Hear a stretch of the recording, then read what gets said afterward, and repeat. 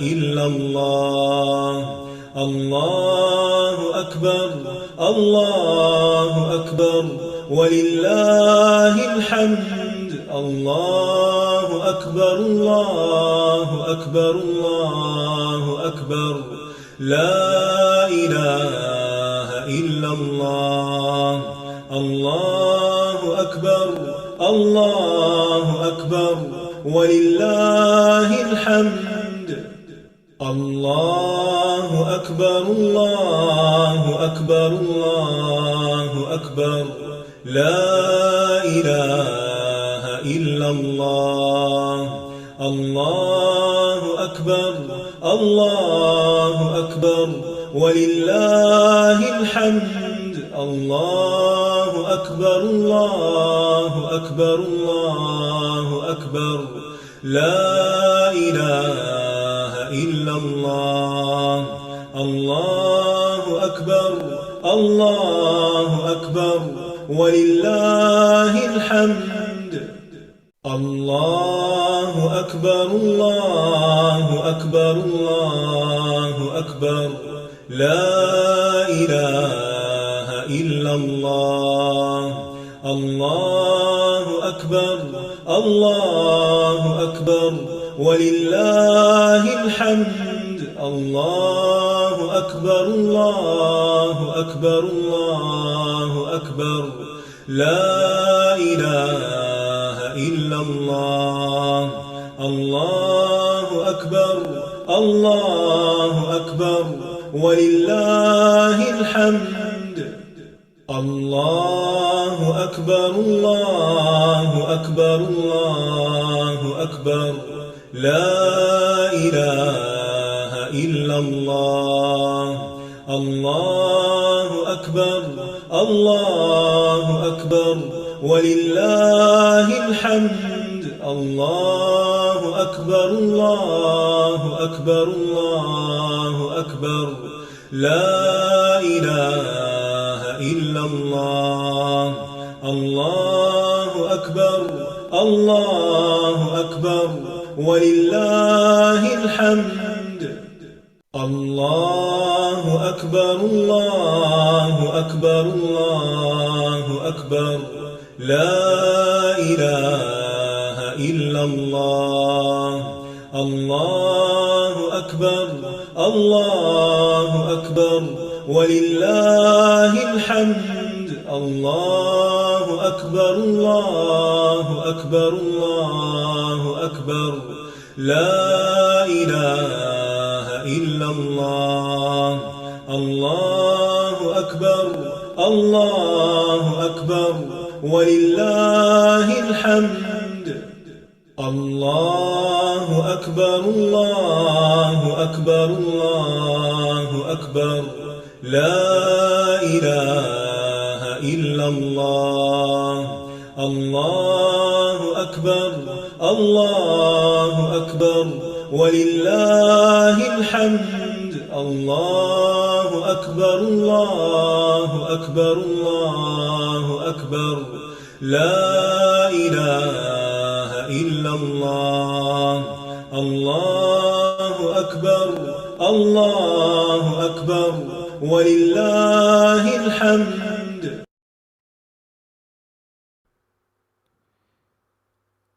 أعوذ بالله من الشيطان الرجيم. بسم الله الرحمن الرحيم.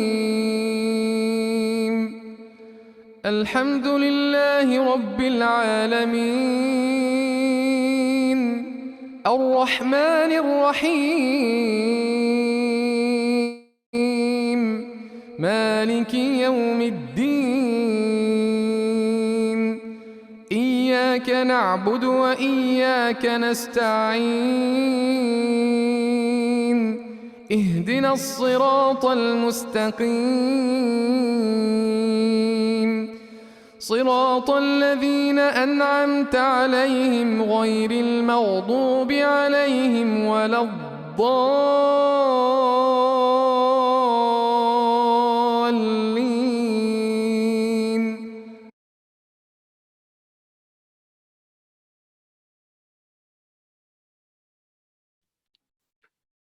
نحمده علی رسولہ الکریم اما بعد فاعوذ باللہ من الشیطان الرجیم بسم اللہ الرحمن الرحیم۔ چلیے جی، تو آج کا سیشن شروع کرتے ہیں۔ رب اشرح لی صدری، اے میرے پروردگار میرا سینہ کھول دے، ویسر لی امری، اور میرے کام کو میرے لیے آسان کر دے، واحلل عقدۃ من لسانی، اور میری زبان کی گرہ کھول دے، یفقہوا قولی، تاکہ لوگ میری بات سمجھ سکیں۔ ربی، اے میرے پروردگار، زدنی، مجھے مزید علم عطا کر۔ اللہم اہدنی وسددنی، اے میرے پروردگار مجھے ہدایت دے اور استقامت دے سیدھے راستے پر۔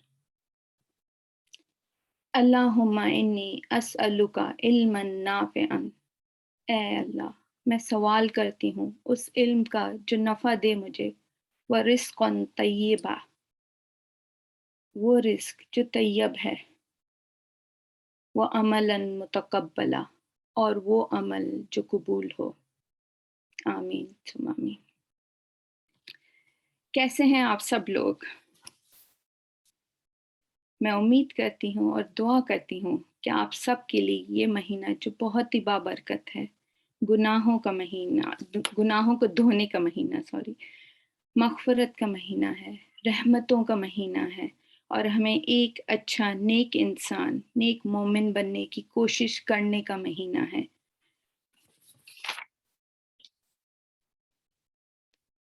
آپ سب لوگوں کو کیسے لگ رہے ہیں استاذہ کے یہ لیکچرز؟ مزہ آ رہا ہے ان لیکچرز کو سن کے؟ الحمدللہ۔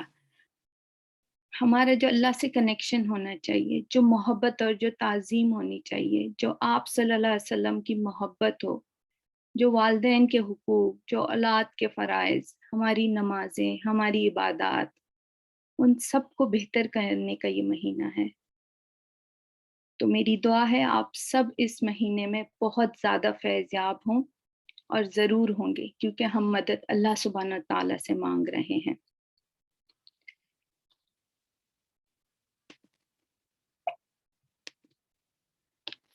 ان ربی قریب مجیب، میں چاہتی ہوں آپ سب لوگ اپنے دل میں اس سلائیڈ کو پڑھیں، اور جب سلائیڈ آگے چلیں گی نا تو میں چاہوں گی کہ آپ سب نا اس کو اپنے دل میں پڑھیں۔ ان ربی قریب مجیب، بے شک میرا رب قریب ہے اور میرا رب قبول کرنے والا ہے۔ آمین۔ آج کا ہمارا ٹاپک بھی انہی دو الفاظ پر مشتمل ہے، تو آپ لوگ نا ذرا اس کی نا ڈیپتھ میں جائیے گا کہ ان دو الفاظ کے ساتھ ہماری فیلنگ کیا ہونی چاہیے کہ میرا رب، میرا اللہ سبحانہ تعالیٰ میرے بہت قریب ہے۔ مجھے تو ان دو الفاظ نے بہت ہی زیادہ میسمرائز کی ہے، الحمدللہ۔ اور آپ یہ دیکھیں نا کہ یہ قرآن کی کتنی پیاری آیت ہے، کتنی پیاری آیت ہے۔ اگر ہم کس کو چاہتے ہیں کہ ہمارے قریب ہو، جسے ہم زیادہ محبت کریں، اور ہماری سب سے زیادہ محبت کس کے ساتھ ہونی چاہیے؟ اللہ سبحانہ تعالیٰ کے ساتھ۔ اور اس میں آپ دیکھیں کہ ہماری نا کون سی سینسز آ رہی ہیں قریب کے ساتھ؟ کیا قرب کی ہے نا، تو فیلنگ آف لو ہے، فیلنگ آف سیکیورٹی ہے، feeling of shade of mercy ہے کہ ہم اللہ کی رحمت کے نیچے ہیں۔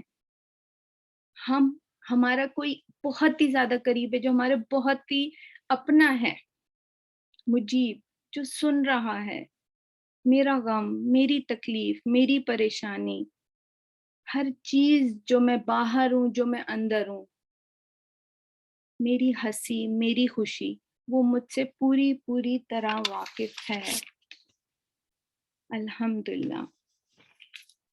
تو آپ جو ہے اب اس فیلنگ کے ساتھ نا ہم آگے کا لیکچر چلاتے ہیں، اور استاذہ کا ہم لیکچر سنتے ہیں، اور پھر ہم جو ہے اس پہ انشاءاللہ تعالی ڈسکشن کریں گے فردر۔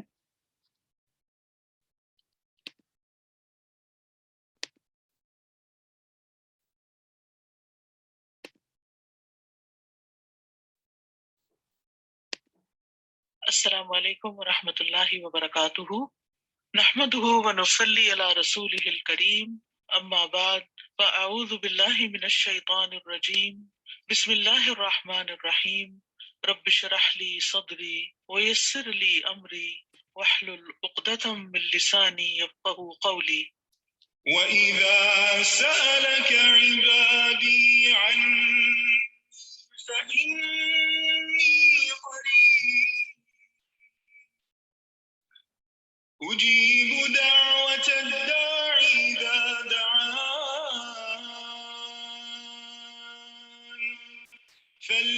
فليستجيبوا لي وليؤمنوا بي لعلهم يرشدون.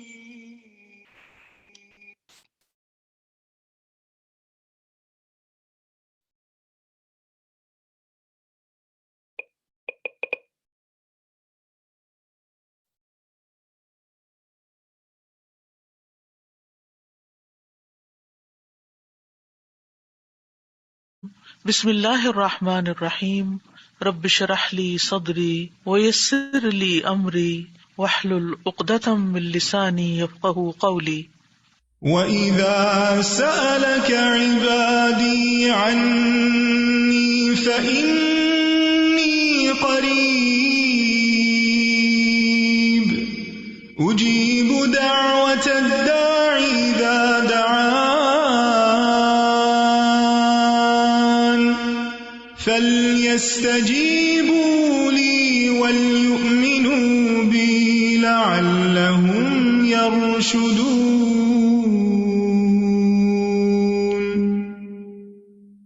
اور جب میرے بندے آپ سے میرے بارے میں سوال کریں تو کہہ دیجئے بے شک میں قریب ہوں، میں پکارنے والے کی پکار کا جواب دیتا ہوں.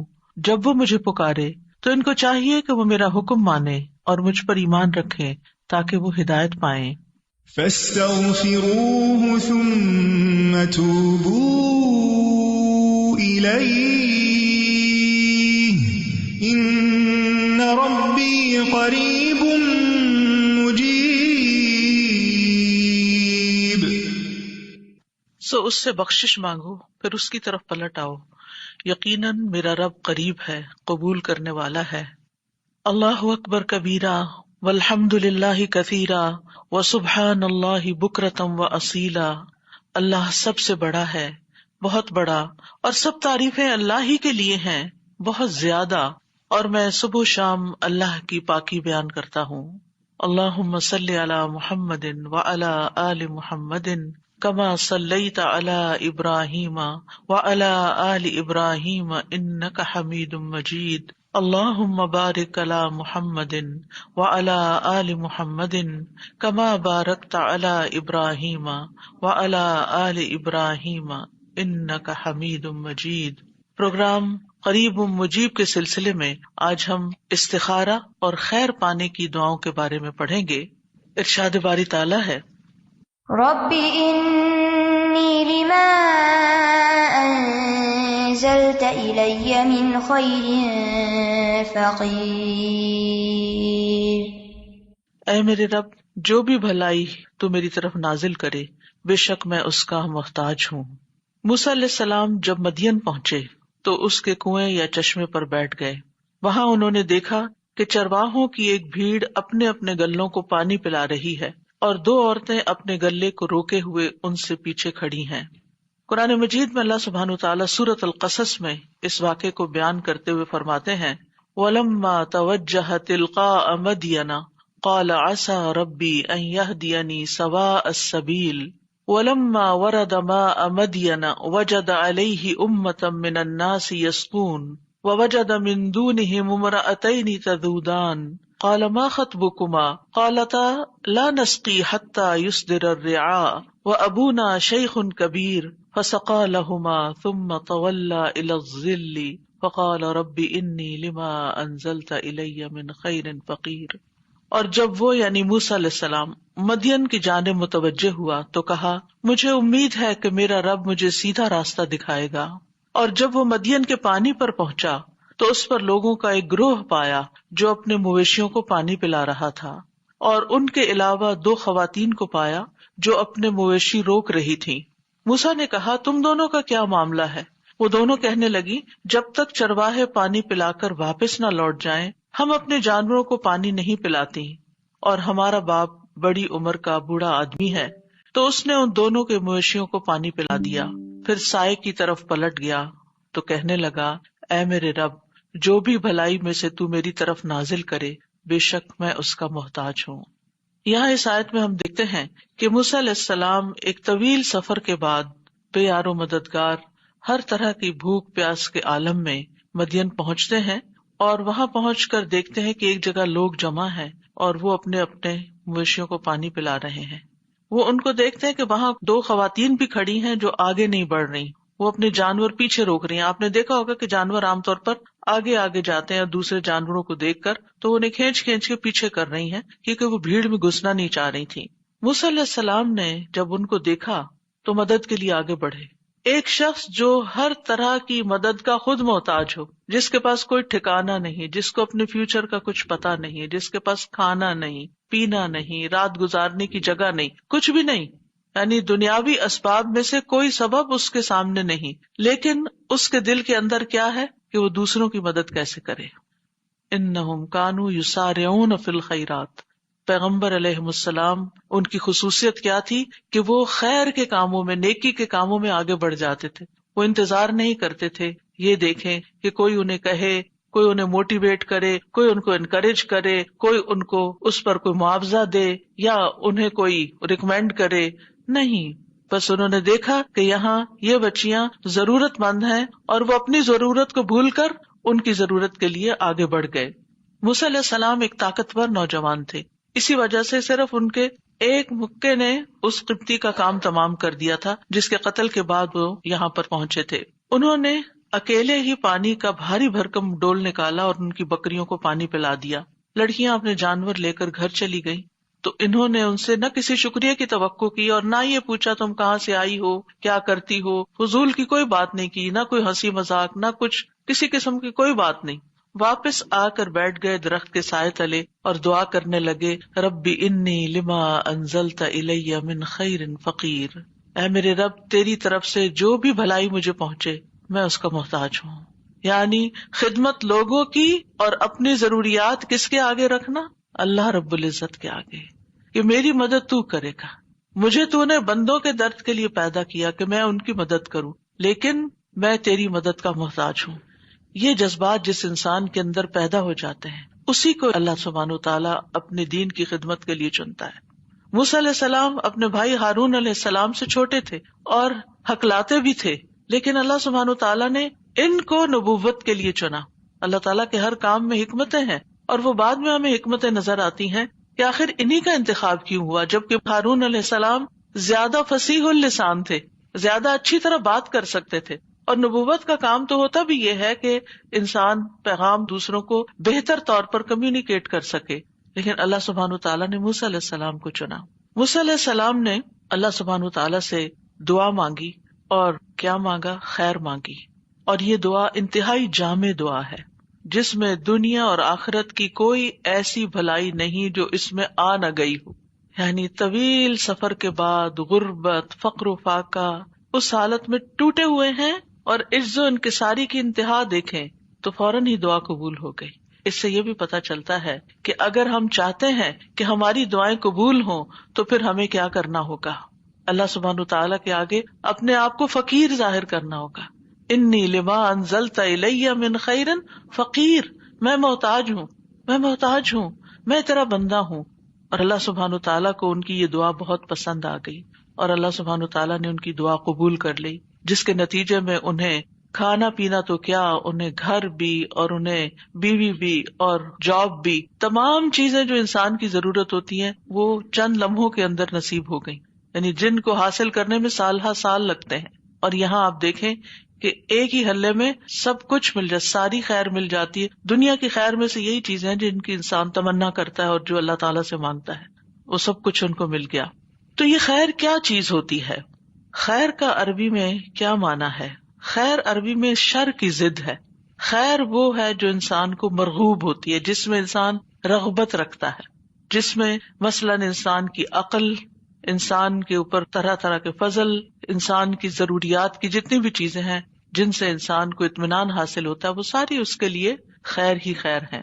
خیر دو قسم کی ہوتی ہے، ایک خیر مطلق جو ہر حال میں اور ہر ایک کے نزدیک پسندیدہ ہے، یونیورسل خیر، اور اس میں سے خاص طور پر جنت کا ملنا خیر ہے اور جہنم میں جانا شر ہے. تو جنت کا مل جانا، کوئی انسان ایسا نہیں جس کو جنت کی خبر ہو اور وہ جنت میں نہ جانا چاہے، اور جس کو جہنم کا پتہ چل جائے کہ وہ کیسی بلا ہے اور وہ جہنم سے بچنا نہ چاہے. تو جنت میں جانا اور جہنم سے بچ جانا بھی خیر ہے، آگ سے بچنا بھی خیر ہے. دوسری قسم کی خیر اور شر مقید ہے، یعنی وہ چیز جو ایک کے حق میں خیر ہے اور دوسرے کے لیے وہی چیز شر ہے. مثلا دولت بعض اوقات یہ ایک شخص کے حق میں خیر و بلائی کا باعث بنتی ہے، وہ اسے خیر کے کاموں میں خرچ کرتا رہتا ہے اور اس سے اس کے درجات بلند ہوتے رہتے ہیں اور اس کی مشکلات آسان ہوتی رہتی ہیں. اور دوسرے کے حق میں وہی خیر جو دولت کی شکل میں، کہ قرآن مجید میں دولت کو بھی وَإِنَّهُ لِحُبِّ الْخَيْرِ لَشَدِيدٌ، انسان خیر یعنی مال کی محبت میں بڑا شدید ہے. تو یہی مال کسی دوسرے انسان کے حق میں بڑا ہی شر کا باعث ہے، کیونکہ وہ اسے شر کے راستوں میں خرچ کرے گا اور اس سے اس کے اللہ سبحانہ وتعالیٰ کے نزدیک درجات اور نیچے گر جائیں گے حتیٰ کہ سزا کا مستحق ہو جائے گا. انسان اپنی فطرت کے لحاظ سے خیر کو پسند کرتا ہے، وَإِنَّهُ لِحُبِّ الْخَيْرِ لَشَدِيدٌ، اور صرف پسند نہیں کرتا بلکہ حب شدید کا شکار ہوتا ہے، یعنی بہت زیادہ پسند کرتا ہے. سورۃ فصلت میں آتا ہے لا يسأم الانسان من دعاء الخیر وإن مسه الشر فیئوس قنوط، انسان خیر کی دعا مانگنے سے تھکتا نہیں، اور اگر اسے کوئی تکلیف پہنچ جائے تو نہایت مایوس اور بہت نا امید ہو جاتا ہے، ڈپریسڈ ہو جاتا ہے. لیکن یہ یاد رکھیے کہ دینے والا خیر کا تو صرف اللہ ہی ہے، کیونکہ سارے خزانوں کا مالک وہی ہے.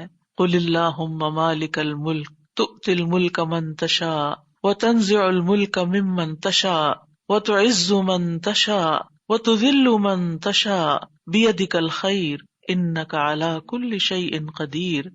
کہہ دیجئے اے اللہ بادشاہی کے مالک، تو جسے چاہتا ہے بادشاہی عطا کرتا ہے اور جس سے چاہتا ہے چھین لیتا ہے، اور جسے چاہتا ہے عزت دیتا ہے اور جسے چاہتا ہے ذلیل کرتا ہے. تیرے ہی ہاتھ میں ہر طرح کی خیر ہے، بے شک تو ہر چیز پر پوری طرح قادر ہے. بیدک الخیر، تو خیر کا مالک صرف اور صرف اللہ ہے. اس لیے خیر کا سوال اللہ سے ہی کرنا چاہیے، ہر طرح کی خیر اللہ ہی سے مانگنی چاہیے. سارے کا سارا فضل بھی اللہ کے ہاتھ میں ہے. قل ان الفضل بید اللہ یؤتیہ من یشاء واللہ واسع علیم. کہہ دیجئے بے شک فضل اللہ ہی کے ہاتھ میں ہے، وہ جسے چاہتا ہے عطا کرتا ہے، اور اللہ وسعت والا خوب علم والا ہے، یعنی اس کو پتا ہے کہ کس کو کیا چیز دینی چاہیے. اس کے پاس تو فضل کی کوئی انتہائی نہیں، خیر کی انتہائی نہیں، لیکن فیصلہ وہ کرتا ہے کہ کس کو کیا دینا ہے، کتنا دینا ہے، کب دینا ہے، اور کس سے کیا روک لینا ہے. تو اصل خیر دنیا میں نہیں ہے، اصل خیر آخرت میں ہے، اور وہ جنت کی شکل میں ہے. دنیا میں تو صرف جھلکیاں ہیں، چند تھوڑے بہت آرام کی چیزیں، انسان کی پسندیدہ چیزیں. ابن عباس کہتے ہیں رسول اللہ صلی اللہ علیہ وسلم نے عرفات میں خطبہ دیا، پھر جب آپ نے کہا لبیک اللہم لبیک، تو اس کے بعد فرمایا انما الخیر خیر الاخرہ، بے شک خیر تو صرف آخرت کی خیر ہے، یعنی اصل خیر تو آخرت کی خیر ہے، اور وہ ہے جنت کا ملنا اور جہنم سے بچ جانا. کیونکہ فمن زحزح عن النار وادخل الجنۃ فقد فاز، جو آگ سے بچا لیا گیا اور جنت میں داخل کر دیا گیا یقیناً وہ کامیاب ہو گیا. تو اس خیر کو حاصل کرنے کے لیے کچھ اسباب ہیں، ان کا اختیار کرنا بھی ضروری ہے. یعنی اللہ سبحانہ تعالیٰ کے ہاں جو خیر ہے اس کو پانے کے لیے کچھ کام کرنے ہوں گے، اس کی کچھ شرائط ہیں. ان میں سب سے پہلے ایمان اور تقوی، ایمان اور تقوی اختیار کرنا. اللہ تعالیٰ کا فرمان ہے، وعدہ ہے وَلَوْ أَنَّ أَهْلَ الْقُرَىٰ آمَنُوا وَاتَّقَوْا لَفَتَحْنَا عَلَيْهِمْ بَرَكَاتٍ مِّنَ السَّمَاءِ وَالْأَرْضِ وَلَٰكِنْ كَذَّبُوا فَأَخَذْنَاهُمْ بِمَا كَانُوا يَكْسِبُونَ.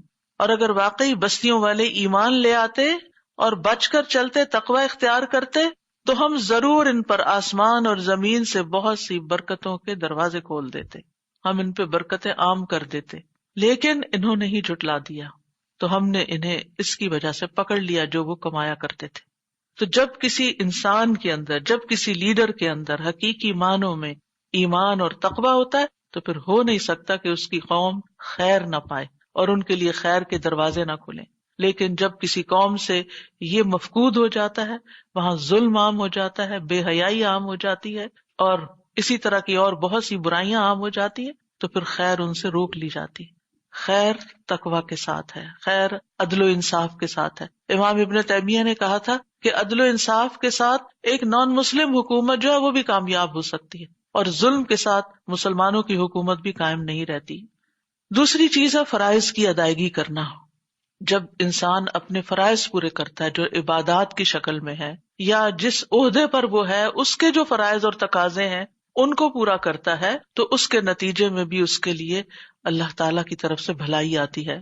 سورۃ نور میں آتا ہے رجال لا تلہیہم تجارۃ ولا بیع عن ذکر اللہ واقام الصلاۃ وایتاء الزکاۃ یخافون یوما تتقلب فیہ القلوب والابصار لیجزیہم اللہ احسن ما عملوا ویزیدہم من فضلہ واللہ یرزق من یشاء بغیر حساب۔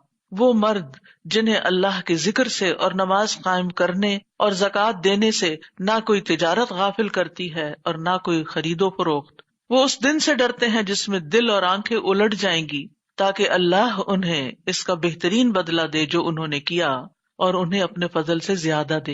یعنی جب کوئی شخص، خاص طور پر مردوں کی بات ہو رہی ہے یہاں پر، کیونکہ جب وہ اپنے جاب پر یا بزنس پر ہوتے ہیں تو پھر ان کو یہ ہوتا ہے کہ اور کما لیں اور کما لیں، اور نمازوں میں بھی دیر اور اپنے فرائض میں بھی دیر۔ تو یہاں پر شرط لگا دی گئی کہ اللہ کا ذکر، اس میں غفلت نہیں، نماز قائم کرنے میں اور زکوٰۃ دینے میں نہ کوئی تجارت روکتی ہے نہ کوئی خرید و فروخت، کوئی شغل کوئی بزنس ان کو اس سے دور نہیں کرتا۔ تو پھر اللہ سبحانہ وتعالیٰ صرف ان کے اچھے اعمال کا بدلہ ہی نہیں دیتا، بلکہ وَيَزِيدُهُم مِّن فَضْلِهِ، اپنے فضل سے زیادہ بھی دیتا ہے۔ وَاللَّهُ يَرْزُقُ مَن يَشَاءُ بِغَيْرِ حساب، اور اللہ جس کو چاہتا ہے بے حساب رزق عطا کرتا ہے۔ یعنی بعض اوقات اللہ سبحانہ وتعالیٰ آزمائش کے طور پر کسی نافرمان کو بھی وقتی طور پر کھلی چھوٹ دے دیتا ہے، پھر اس کی رسی کھینچ لیتا ہے۔ تیسری چیز ہے اللہ تعالیٰ کی اطاعت کرنا۔ عبداللہ بن مسعود سے روایت ہے، وہ کہتے ہیں کہ رسول اللہ صلی اللہ علیہ وسلم نے فرمایا، جو چیز تمہیں جنت کے قریب کر سکتی ہے میں نے تمہیں اس کا حکم دے دیا، اور جو چیز تمہیں جہنم کے قریب کر سکتی ہے میں نے تمہیں اس سے منع کر دیا۔ روح القدس یعنی جبریل نے میرے دل میں یہ بات ڈالی ہے کہ کوئی جان اپنے رزق کی تکمیل کے بغیر نہیں مرتی، یعنی جب تک اس کا رزق پورا نہیں ہوتا وہ نہیں مرتا انسان۔ پس تم اللہ تعالیٰ سے ڈرو اور رزق کی تلاش میں میانہ روی اختیار کرو، کہیں ایسا نہ ہو کہ رزق کا مؤخر ہونا، ڈیلے ہونا تمہیں اس بات پر اکسا دے کہ تم اللہ تعالیٰ کی نافرمانیاں کر کے، یعنی حرام طریقے اختیار کر کے اس کی تلاش میں پڑ جاؤ کہ حلال سے تو کوئی چیز نہیں مل رہی تو حرام سے ہی لو۔ یاد رکھو جو کچھ اللہ تعالیٰ کے پاس ہے اسے اللہ تعالیٰ کی اطاعت سے ہی حاصل کیا جا سکتا ہے، لہٰذا انسان اللہ تعالیٰ کی اطاعت سے کبھی بھی منہ نہ موڑے۔ پھر اسی طرح نرمی اختیار کرنا خیر لانے کا باعث ہوتا ہے۔ ابو درداء کہتے ہیں نبی صلی اللہ علیہ وسلم نے فرمایا، جس شخص کو نرمی میں سے حصہ مل گیا اسے اس کی بھلائی کا حصہ بھی مل گیا، اور جو شخص خیر کے اس حصے سے محروم رہا وہ بھلائی سے بھی محروم رہا۔ پھر خیر کے دروازے کون سے ہیں؟ نبی صلی اللہ علیہ وسلم نے فرمایا، کیا میں تمہیں خیر کے دروازے نہ بتاؤں؟ روزہ ڈھال ہے، صدقہ گناہوں کو ایسے بجھا دیتا ہے جس طرح پانی آگ کو بجھا دیتا ہے۔ تو روزہ بھی خیر کے دروازے، نیکی اور بھلائی کے راستے آسان کرتا ہے، اور پھر الٹیمیٹلی اس کے نتیجے میں اللہ سبحانہ وتعالیٰ کی طرف سے خیر ملتی۔ رمضان کے روزے تو خیر ہم پر فرض ہیں، لیکن عام دنوں میں اگر آپ اپنی کوئی حاجت ہے، کوئی مطلب ہے، کوئی ضرورت ہے اللہ تعالیٰ سے، کوئی دعا ہے جو آپ چاہتے ہیں قبول ہو جائے، تو اس کے لیے روزہ رکھیں، کیونکہ روزہ دار کی دعا قبول ہوتی ہے، خاص طور پر افطار کے وقت کی۔ اور امید ہے کہ آپ افطار کے وقت بیٹھ کر دعا کرنے کا اہتمام کرتے ہوں گے اپنے گھر والوں کے ساتھ، کیونکہ وہ یعنی کہ مزدوری کی اجرت کا وقت آ گیا، اور اس وقت اگر انسان ادھر ادھر غافل ہو جائے تو محرومی کی بات ہوتی ہے۔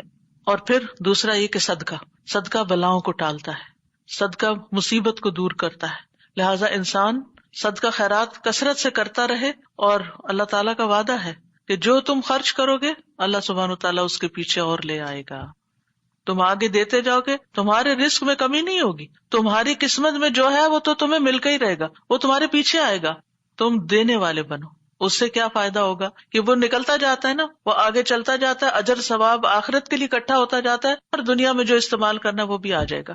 کیونکہ دینے والا تو اللہ ہے نا. پھر توبہ استغفار کرنا. وَأَنِ اسْتَغْفِرُوا رَبَّكُمْ ثُمَّ تُوبُوا إِلَيْهِ يُمَتِّعْكُمْ مَتَاعًا حَسَنًا إِلَىٰ أَجَلٍ مُّسَمًّى وَيُؤْتِ كُلَّ ذِي فَضْلٍ فَضْلَهُ.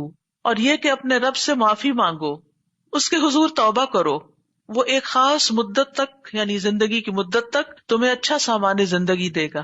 یعنی توبہ استغفار کرنے والے لوگوں کی دنیا کی زندگی بھی خوشگوار ہو جاتی ہے، دنیا کی ضروریات بھی ان کی پوری ہوتی ہیں، اور ہر صاحب فضل کو اس کا فضل عطا کرے گا. پھر اسی طرح ہاتھوں کو خیر سے بھرنے والے کلمات. عبداللہ بن ابی اوفا کہتے ہیں ایک شخص نبی صلی اللہ علیہ وسلم کی خدمت میں آیا اور کہنے لگا کہ میں قرآن سے کچھ یاد نہیں کر سکتا، آپ مجھے کچھ سکھا دیجئے. یعنی قرآن کا حفظ کرنا میرے لیے مشکل ہے، آپ مجھے وہ سکھا دیجئے جو میرے لیے قرأت قرآن سے کفایت کرے. یعنی اگر میں قرآن نہیں پڑھ سکتا تو میرے پاس کچھ ایسے کلمات ہو کہ کم از کم میں کچھ تو اجر و ثواب پاؤں. آپ صلی اللہ علیہ وسلم نے فرمایا تم سبحان اللہ والحمد للہ ولا الہ الا اللہ واللہ اکبر ولا حول ولا قوت الا باللہ پڑھا کرو. جیسے بعض اوقات نان مسلمز ہوتے ہیں نا، مسلم ہو جاتے ہیں، ریورٹ ہوتے ہیں، پھر ان کو ابھی عربی پڑھنا کرنا بہت مشکل لگتا ہے، تو اس وقت تک ان کو یہ کلمات سکھا دیے جائیں. چھوٹے بچوں کو بھی سکھا دیے جائیں، جب تک وہ پڑھنے اور حفظ کرنے کے لائق ہوں گے اس تسبیح کی تکرار کرتے رہیں. وہ کہنے لگا اللہ کے رسول یہ تو اللہ عز و جل کے لیے ہوا، یعنی اللہ کی تعریف ہوئی، میرے لیے کیا ہے؟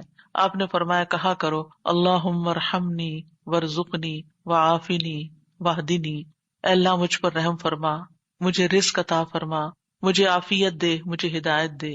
بس جب وہ کھڑا ہوا تو اپنے ہاتھوں سے ایسے اشارہ کیا، یعنی اس نے ہاتھ اٹھائے ہوں گے نا، تو رسول اللہ صلی اللہ علیہ وسلم نے فرمایا رہا یہ شخص تو اس نے اپنے ہاتھ خیر سے بھر لیے، یعنی اللہ کے آگے ہاتھ پھیلایا تھا، یہ چیزیں مانگی تھی، اللہ نے دے دی اس کو.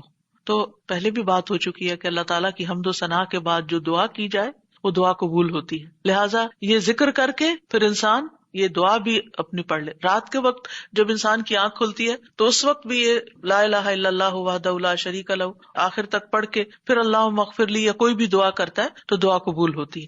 تو اس سے پتہ یہ چلتا ہے کہ جب بھی آپ دعا کرنے لگیں تو پہلے اللہ تعالیٰ کی تسبیح یا درود شریف ان چیزوں کا اہتمام کر لیں تو قبولیت کے چانسز بڑھ جاتے ہیں.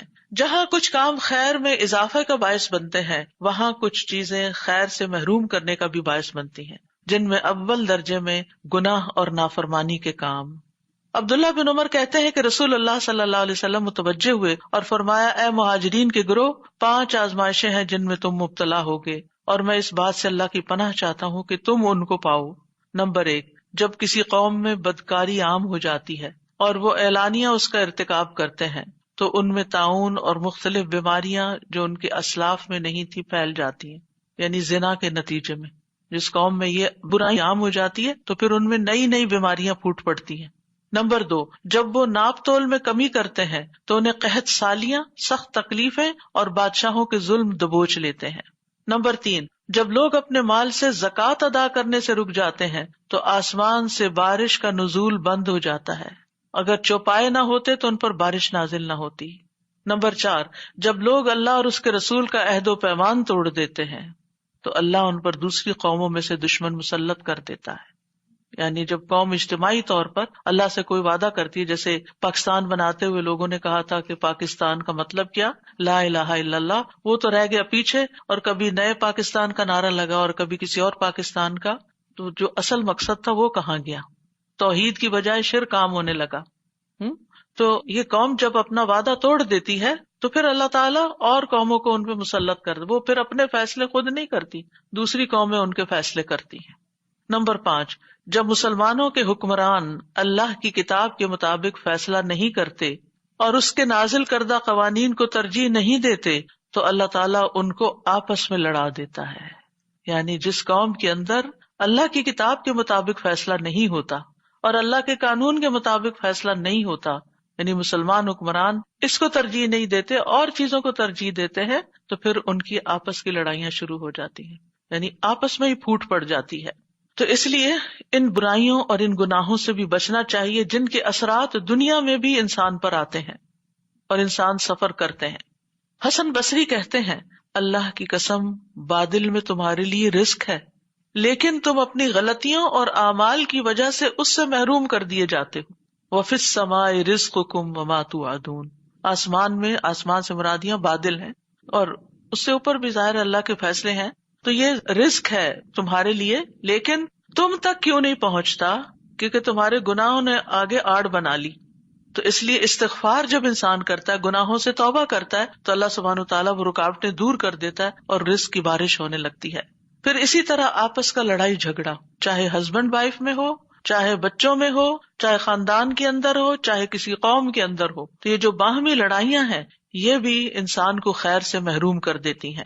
نبی صلی اللہ علیہ وسلم لیلۃ القدر کی خبر دینے کے لیے تشریف لائے کہ دو مسلمان آپس میں جھگڑنے لگے. آپ نے فرمایا میں تمہیں لیلۃ القدر بتانے کے لیے باہر آیا تھا، لیکن فلاں فلاں جھگڑ پڑے تو اس کی معرفت کو اٹھا لیا گیا. امید ہے کہ تمہارے لیے یہی بہتر ہوگا، لہٰذا اب تم اسے 9ویں، 7ویں اور 5ویں رات میں تلاش کرو، یعنی آخری عشرے میں. پھر اسی طرح سختی. جریر رضی اللہ عنہ کہتے ہیں کہ نبی صلی اللہ علیہ وسلم نے فرمایا جس شخص کو نرم خوئی سے محروم کر دیا گیا وہ بھلائی سے محروم کر دیا جاتا ہے. سب سے پہلے زبان کی نرمی ہوتی ہے. آپ دیکھیں کہ بعض اوقات ہسبینڈ وائف کی لڑائی میں ایک خاموش ہے، ایک آہستہ بات کر رہا ہے، ایک تحمل سے بات کر رہا ہے، اور دوسرا انتہائی بدتمیزی اور بد اخلاقی سے بات کر رہا ہے اور کرتا ہی چلا جا رہا ہے، انتہائی ڈس ریسپیکٹفل. اب آپ خود سوچئے کس کو شر پہنچے گا. یعنی میں نہ میل کی بات کرتی ہوں نہ فیمیل کی. جو بھی بدتمیزی اور بد اخلاقی پہ اترے گا، جو بھی دوسرے کی رسپیکٹ نہیں کرے گا، جو بھی بد زبانی کرے گا، نقصان اسی کا ہوگا. سب سے پہلے تو یہ کہ ان پیار کے رشتوں میں آپ دیکھیں ہسبینڈ وائف کا رشتہ ایک پیار کا رشتہ ہوتا ہے. جب آپ اپنے پیارے رشتے میں بدتمیزی کرنے لگتے ہیں تو کیا آپ پیار حاصل کر سکتے ہیں؟ کیا آپ خیر پا سکتے ہیں؟ دو دوست ہوں، اگر ایک دوست دوسرے پہ چڑھائی کرتا، ہر بات پہ لڑائی، تو وہ کب تک آپ کو برداشت کرے گا؟ وہ آپ کو چھوڑ دے گا. پھر اسی طرح بچوں کے بیچ میں بھی آپس میں ہو، یا نیبرز میں ہو، یا کسی ملک کے افراد میں، یا پارٹیوں میں، یا جماعتوں میں، یا کسی میں بھی، تو نتیجہ کیا ہوتا ہے؟ جو اصل کرنے کے کام ہوتے ہیں وہ پیچھے رہ جاتے ہیں، مقاصد بھول جاتے ہیں. یعنی مثلاً آپ نے کوئی جوائنٹ وینچر شروع کیا دینی اداروں میں، مسجدوں میں، اسلامک سینٹرز میں، آپ نے کوئی مل جل کے ایز اے ٹیم ایک پروجیکٹ شروع کیا اور پھر آپس میں آپ لڑ پڑے. پروجیکٹ کیسے پورا ہوگا؟ خیر کہاں سے آئے گی؟ سوال ہی پیدا نہیں ہوتا.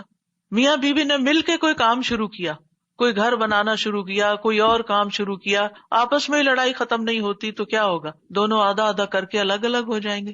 تو سب سے پہلے ہمیں جس چیز کو، اور خصوصاً نبی صلی اللہ علیہ وسلم نے عورتوں کو جس بات کی تلقین کی تھی وہ کیا تھی؟ آپ نے فرمایا میں نے عورتوں کی اکثریت کو جہنم میں دیکھا ہے. تو کہا گیا کہ کیا وہ ہماری مائیں بہنیں نہیں ہیں؟ فرمایا کہ وہ شوہر کی ناشکری ہوتی ہیں، یعنی جو کچھ وہ ان کو دیتا ہے اس پر وہ شکر گزار نہیں ہوتی، کبھی خوش راضی نہیں ہوتی. اور دوسری بات زبان کا غلط استعمال کرتی ہیں، زبان کا غلط استعمال. اور اگر دیکھا جائے تو اوور آل ہم خواتین ایک تو بولتی زیادہ ہیں، اور جو بولتا زیادہ ہے وہ غلطی بھی زیادہ کرتا ہے، اور پھر اس بولنے میں ہم بعض اوقات حد کراس کر جاتے ہیں، چاہے بچوں کے ساتھ ہم بول رہے ہوں، چاہے ہسبینڈ کے ساتھ، چاہے کسی اور کے ساتھ. تو یہ ہمارا ٹیسٹ ہے، یعنی ہم خواتین کا ایک امتحان ہے کہ ہم اپنی زبان کو کنٹرول میں رکھیں. اور میں نے دیکھا ہے کہ جو خواتین سمجھدار ہوتی ہیں اور حکمت ہوتی ہیں وہ مشکل سے مشکل وقت میں، کل ہی مجھے کوئی بتا رہا تھا کہ ان کی والدہ بہت پڑھی لکھی تو نہیں تھی لیکن شدید غصے والی بھی تھی. جو ہی ان کو غصہ آتا تو ان کی آنکھیں بھی بعض اوقات لال ہو جاتی تھی، لیکن وہ ایک لفظ زبان سے نہیں نکالتی تھی، وہ الگ ہو جاتی اور جا کے نماز شروع کر دیتی. وَاسْتَعِينُوا بِالصَّبْرِ وَالصَّلَاةِ، اللہ سے مدد مانگنا مشکل ترین حالات میں، کیونکہ آپ جتنا بولتے جاتے ہیں نا اتنا اپنی عزت کو لوز کرتے جاتے ہیں، اپنے مقام سے یوں سمجھے کہ نیچے کو گرنا شروع ہو گئے، انسانوں کی نگاہ میں بھی اور اللہ کی نگاہ میں بھی. تو حاصل کچھ بھی نہ ہو، ہر خیر سے آپ محروم ہو گئے، جو خیر آپ کو ملنی تھی وہ آپ سے چھنتی چلی گئی. تو اس لیے نبی صلی اللہ علیہ وسلم نے فرمایا مَن يُحْرَمِ الرِّفْقَ يُحْرَمِ الْخَيْرَ، جو نرم خوئی سے، نرم کلام سے، نرم رویے سے، نرم معاملے سے محروم ہوا، ہر خیر سے محروم ہو گیا. پھر کیا پایا؟ اور پھر ناشکرا پن نعمتوں کو ختم کر دیتا ہے، قدر نہ کرنا دوسروں کی. اللہ تعالیٰ سورۃ النحل میں فرماتے ہیں اور اللہ نے ایک بستی کی مثال بیان کی جو امن والی، اطمینان والی تھی، یعنی اس کے اندر بڑی خیر تھی، پرسکون تھے وہ لوگ، اس کے پاس اس کا رزق کھلا ہر جگہ سے آ رہا تھا، ہر طرف سے رزق کی بھرمار تھی. تو اس بستی والوں نے اللہ کی نعمتوں کی ناشکری کی تو اللہ نے اسے بھوک اور خوف کا لباس پہنا دیا اس کے بدلے جو وہ کیا کرتے تھے، یعنی ناشکری کے بدلے. یعنی کہاں یہ کہ ہر طرف سے رزق آتا تھا. قوم سبا کی مثال آپ کے سامنے، ان کے پاس ہر طرح کی نعمتیں تھی لیکن ناشکری کی تو سب کچھ چھن گیا، کھنڈر ہو گئے گھر بار، اور ان کے لوگ دنیا بھر میں تتر بتر ہو گئے. اور اب محاورے کے طور پہ بولتے تھے کہ ایسے تتر بتر ہوئے جیسے قوم سبا ہوئی تھی. یعنی کسی خاندان کے اندر کوئی اختلاف فساد ہوتا تو اس کی وجہ سے وہ یہ مثال دیا کرتے تھے، ضرب المثل بن گئے. تو اس لیے ان چیزوں سے بچنے کی بھی ضرورت ہے جو انسان کو خیر اور بھلائی سے محروم کر دیتی ہیں. اب یہ ہے کہ انسان اللہ سبحانہ تعالیٰ سے خیر مانگتا رہے. اس خیر میں ایک تو عام خیر مانگے، اس کی میں آگے وضاحت کروں گی، اور ایک ہے خاص طور پر کسی اہم معاملے میں اللہ تعالیٰ سے خیر مانگنا، جس کو استخارہ کہا جاتا ہے. استخارہ کا مطلب ہوتا ہے کسی چیز میں سے، یعنی 2-3 آپشنز ہیں آپ کے پاس، یا زیادہ یا کم، اس میں سے بہتر چیز کا انتخاب کرنا، اس کو طلب کرنا. یعنی مثلاً آپ کے بچے کے 2-3 پروپوزل آئے ہوئے ہیں تو آپ کو سمجھ نہیں آتی کہ کس کو ہاں کریں کس کو نہیں کریں، تو آپ استخارہ کرتے ہیں. آپ کے پاس 2-3 جاب اپرچونٹیز ہیں، کون سی جاب لیں؟ استخارہ کرتے ہیں. یعنی بعض اوقات انسان متزلزل ہوتا ہے نا، یہ بہتر ہے یا وہ بہتر ہے، اب آپ کو نہیں سمجھ آ رہی تو آپ کہتے ہیں اللہ تعالیٰ جو بہتر ہے وہ مجھے عطا کر دے. استخارہ پیورلی خیر کی دعا مانگنا ہے، دیٹس اٹ. نہ یہ غیب کی خبر دیتا ہے آپ کو، اور نہ ہی اس میں کوئی خواب آنا شرط ہے، اور نہ ہی کہیں سے کوئی ہنٹ ملنا شرط ہے. یہ سمپلی خیر کی دعا کرنا ہے کہ اللہ اس میں سے خیر عطا کر دے، مجھے جو خیر والی چیز ہے وہ مجھے دے دے. کہا جاتا ہے استخر اللہ یخر لک، اللہ سے استخارہ کرو وہ تمہارے لیے بہتر کا انتخاب کر دے گا. یعنی تم سے خود انتخاب نہیں ہو رہا، تم فیصلہ نہیں کر پا رہے، کیونکہ بعض اوقات جو اہم معاملے ہوتے ہیں جیسے بزنس ہے، شادی ہے، ٹریولنگ ہے، تو انسان فیصلہ نہیں بعض اوقات کر پاتا، ڈبل مائنڈیڈ ہوتا ہے، کچھ چیزیں اس کو روک رہی ہوتی ہیں، کچھ چیزیں اس کو موٹیویٹ کر رہی ہوتی ہیں. تو پھر ایسے میں وہ اللہ سبحانہ تعالیٰ سے دعا کرتا ہے کہ یا اللہ آپ میرے لیے خیر کا رستہ نکال دیں، تو اللہ تعالیٰ اس کو خیر عطا کر دیتا ہے. اور اس میں خاص طور پر پھر نماز پڑھ کے اللہ سے مدد لی جاتی ہے، اور دعا کے ساتھ کہ جو کام بہتر اور اولا ہے اس کی طرف پھیر دیا جائے. تو اس کو طلب کرنا یہ استخارہ کہلاتا ہے. علماء امت کا اجماع ہے کہ نماز استخارہ سنت نماز ہے، یعنی یہ نبی صلی اللہ علیہ وسلم کی سنت ہے. اور اس میں حکمت یہ ہے کہ اللہ سبحانہ تعالیٰ سے مدد مانگی جائے، اس کے حکم کے سامنے سر تسلیم خم کیا جائے، اور اپنی طاقت، وسائل اور قدرت پر بھروسہ اور انحصار کرنے کی بجائے اللہ سبحانہ تعالیٰ سے التجا کی جائے کہ وہ دنیا اور آخرت کی خیر کو جمع کر دے. تو اس لیے جب بھی کسی چیز کی ضرورت ہو، یعنی کسی فیصلے کی خاص طور پر ضرورت ہو، تو پھر اس سے بہتر کوئی چیز نہیں کہ انسان 2 رکعت نماز پڑھے اور پھر دعا پڑھ کر اللہ تعالیٰ سے خیر مانگے، اور دعا سے پہلے اس میں اللہ تعالیٰ کی تعظیم اور حمد و ثنا کرے، اور پھر زبان سے اپنی محتاجگی کا اظہار کرے، اور اللہ سبحانہ تعالیٰ کے فیصلے کا انتظار کرے اور بہتر فیصلے کو طلب کرے. حقیقت یہ ہے کہ اللہ کے سوا کوئی غیب کو نہیں جانتا کہ بندے کے لیے خیر کیا اور شر کیا ہے، کیونکہ خالق تقدیر بھی وہی ہے، اسی نے تقدیر ہماری مقرر کی ہے. تو مومن کو چاہیے کہ چھوٹے بڑے معاملات میں فائنل فیصلہ نہ کیا کرے جب تک کہ وہ اللہ تعالیٰ سے مشورہ نہ کر لے، اللہ سے خیر نہ مانگ لے اور سنت کی پیروی نہ کر لے. اوور آل بھی انسان اللہ کا محتاج ہی ہے. یا ایھا الناس انتم الفقراء الی اللہ واللہ ھو الغنی الحمید. اے لوگو تم ہی اللہ کی طرف محتاج ہو، تمہیں ضرورت ہے، اللہ کو نہیں تمہاری ضرورت کہ تم نماز پڑھو گے تو اللہ تعالیٰ کو کوئی فائدہ ہوگا، نہیں، تم اللہ کی طرف محتاج ہو، اور اللہ ہی سب سے بے پرواہ اور تمام تعریفوں کے لائق ہے. انسان خیر اور شر کے بارے میں کوئی علم نہیں رکھتا. بعض اوقات وہ ایک چیز کو اپنے لیے خیر سمجھ رہا ہوتا ہے اور وہی اس کے لیے کیا ہوتی ہے؟ شر ہوتی ہے. اور بعض اوقات کسی چیز کو وہ اپنے لیے برا سمجھتا ہے اور وہی اس کے لیے خیر ہوتا ہے. وَعَسَىٰ أَن تَكْرَهُوا شَيْئًا وَهُوَ خَيْرٌ لَكُمْ وَعَسَىٰ أَن تُحِبُّوا شَيْئًا وَهُوَ شَرٌّ لَكُمْ وَاللَّهُ يَعْلَمُ وَأَنتُمْ لَا تَعْلَمُونَ. اور ہو سکتا ہے تم ایک چیز کو ناپسند کرو اور وہ تمہارے لیے بہتر ہو، اور ہو سکتا ہے تم ایک چیز کو پسند کرو اور وہ تمہارے لیے بری ہو، اور اللہ جانتا ہے اور تم نہیں جانتے.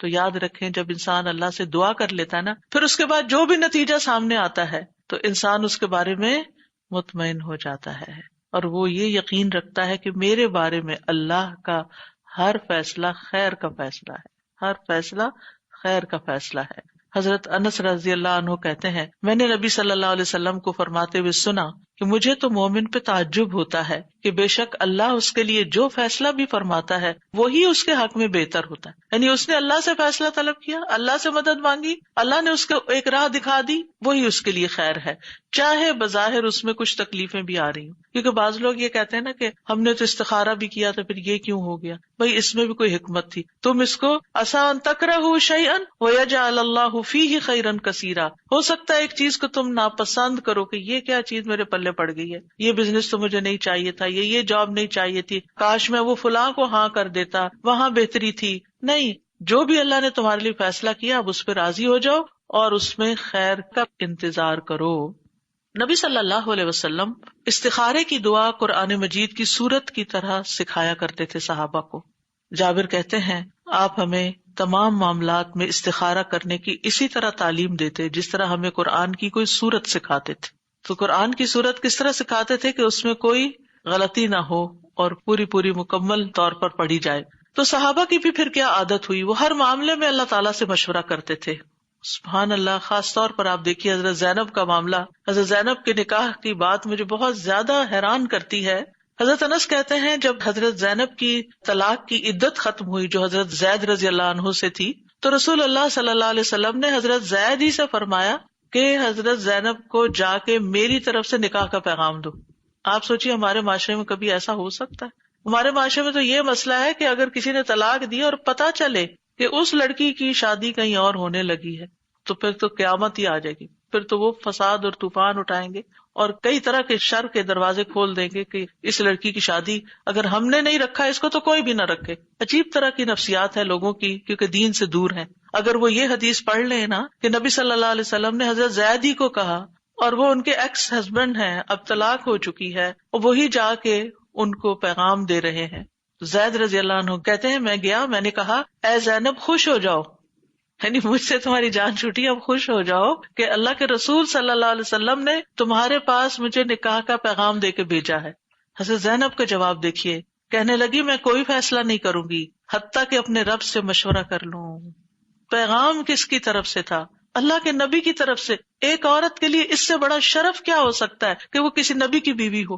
اور اس وقت بھی وہ اس خوشی کے عالم میں، اس ایکسائٹمنٹ میں یہ نہیں بھولی کہ لیٹ می ڈو استخارہ فرسٹ، پہلے میں استخارہ کروں.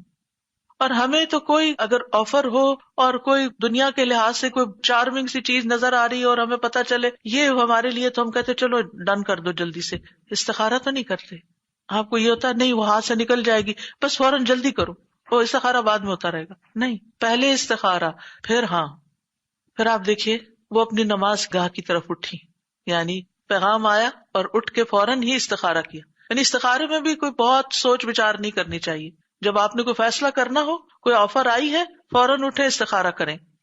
اور ادھر قرآن میں حکم اتر آیا اور اللہ سبحانہ تعالیٰ نے خود سے ہی آسمانوں پر ان کا نکاح کر دیا اور رسول اللہ صلی اللہ علیہ وسلم اجازت کے بغیر ان کے پاس داخل ہو گئے.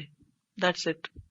اللہ سبحانہ تعالیٰ نے ان کا استخارہ قبول کر لیا، خیر کی دعا قبول کر لی اور ان کو وہ خیر عطا کر دی.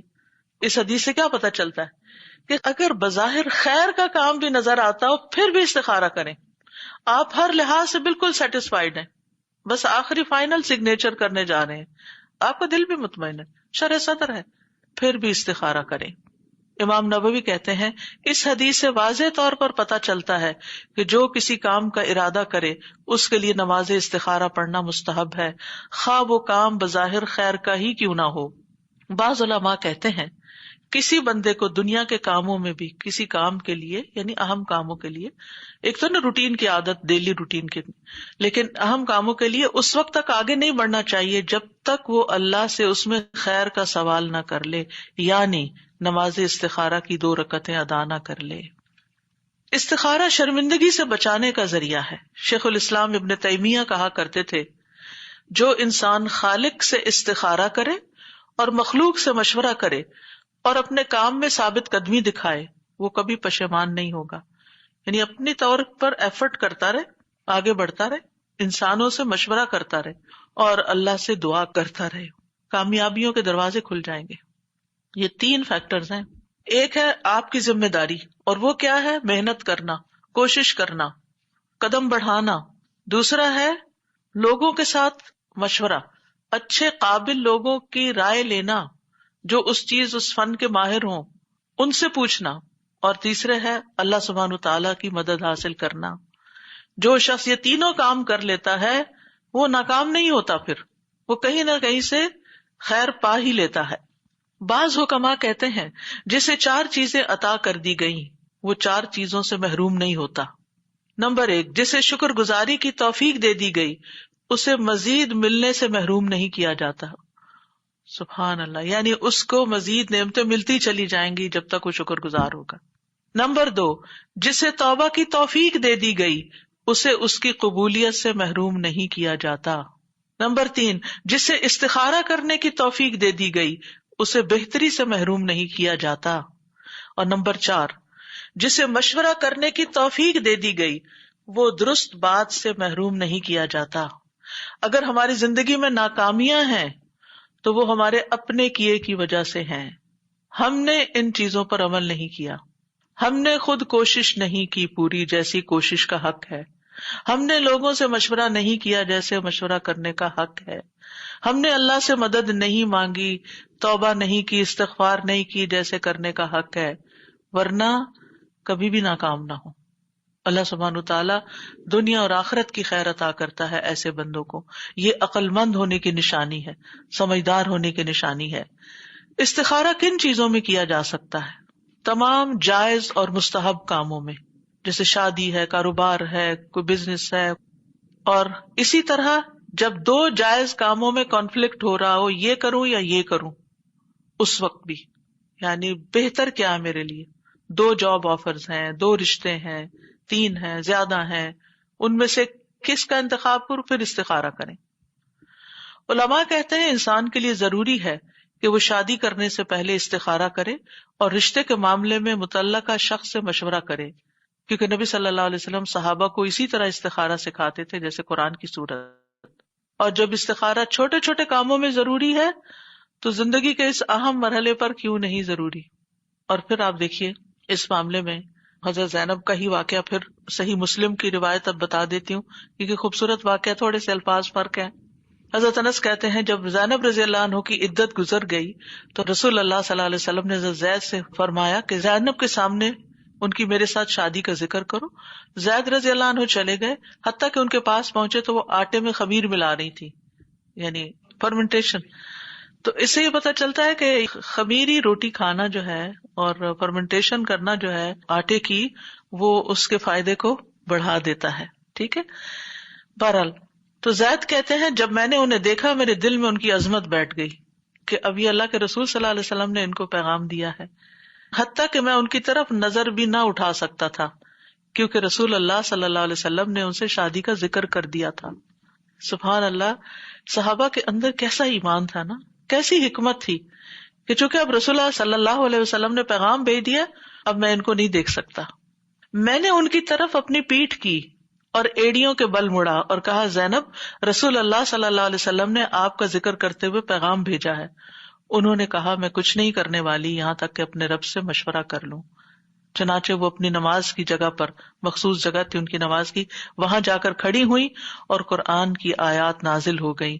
فلما قضا زید منہا وطرا زوجناکہا، اللہ تعالیٰ نے اپنے اوپر لیا، ہم نے آپ کا نکاح ان سے کر دیا. تو اس سے پتہ چلتا ہے کہ مرد بھی استخارہ کرے گا تو عورت بھی استخارہ کر سکتی ہے. حضرت زینب نے استخارہ کیا، یعنی اس واقعے سے ایک اور بات یہ پتہ چلتی ہے. اور حرام اور مکروہ کاموں میں استخارہ نہیں کرنا چاہیے، یعنی غلط کام کے لیے، چوری کرے کہ نہ کرے. اسی طرح واجبات میں استخارہ نہیں کرنا چاہیے. واجبات کیا ہیں کہ جیسے والدین کی خدمت، ان کے ساتھ احسان واجب ہے. تو اب کوئی استخارہ کرے کہ میں ماں باپ کی ملاقات کے لیے جاؤں کہ نہ جاؤں اور میں ان کی خدمت کروں کہ نہ کروں، یہ استخارے کی چیز نہیں ہے.